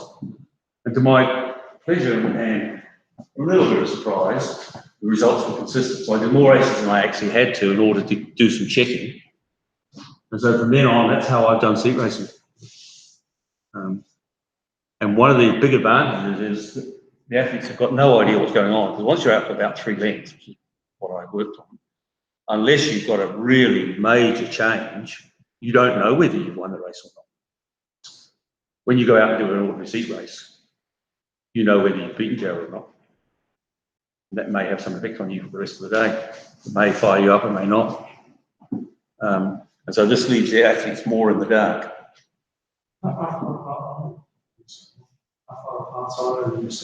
Oh, about 10 seconds, 3 lengths. So out of the wash, far enough back so it's hard to see whether they move in or out of it much. Basically a time trial over conditions.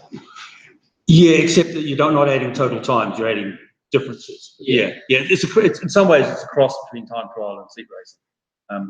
And it enables you to seat race. Well, for instance, I've heard quite a lot about Ruamahanga recently. I gather that, I know it's straight, but 3 or 4 boys, and say the Coxons steer straight on those boys, you'd be pretty sure that everyone had pretty similar water. It avoids the problem of varying conditions through the day. So if the wind changes a bit, if you're always in the same lane, it's not a problem because the conditions by definition are the same in the same lane. And it enables you to, and the third crew gives you a check in case someone's done something funny.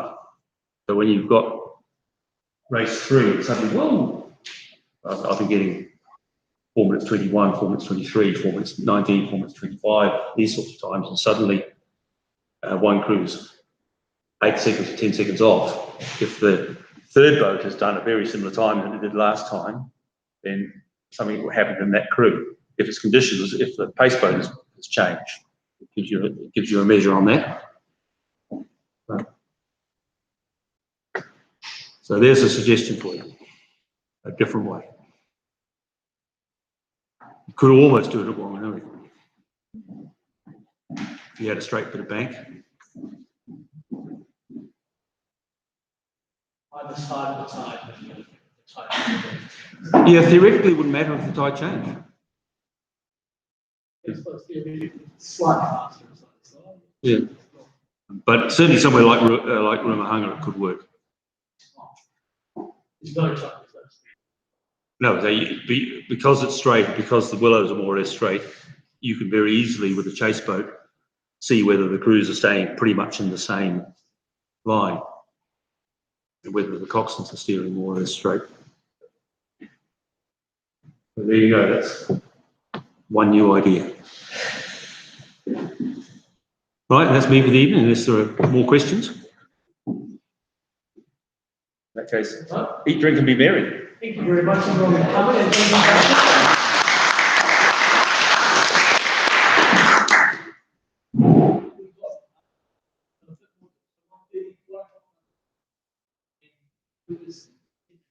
How many people are keen on an herb session tomorrow morning?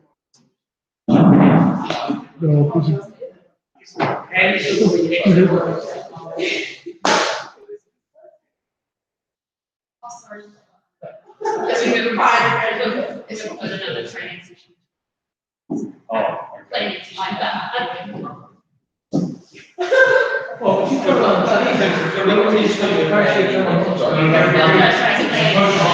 so if you fix it, do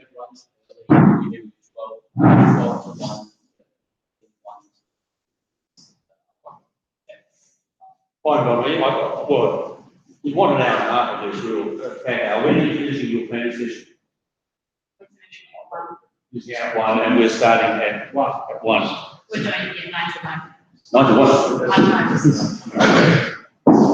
Not really waiting. This is just us. This is just. It's not Well, I'm pretty relaxed about when it is. 10 o'clock was the first suggestion. Would 11 suit people better? They do 11 till a bit after 12, and then go and have lunch, and then come back. 11 for an hour, I think. Okay, we'll make it 11. Now, could you all do your electronic delivery with your mates so that you know what's happening? 11 o'clock? Yeah. Lunch, yeah, you're far better at that. Yeah. Yes. Yeah, we'll come into this room and carry a few works upstairs. Books here, so And we'll have a party in the trip. please wear clothes you're comfortable on there. But you won't be getting sweaty, don't worry.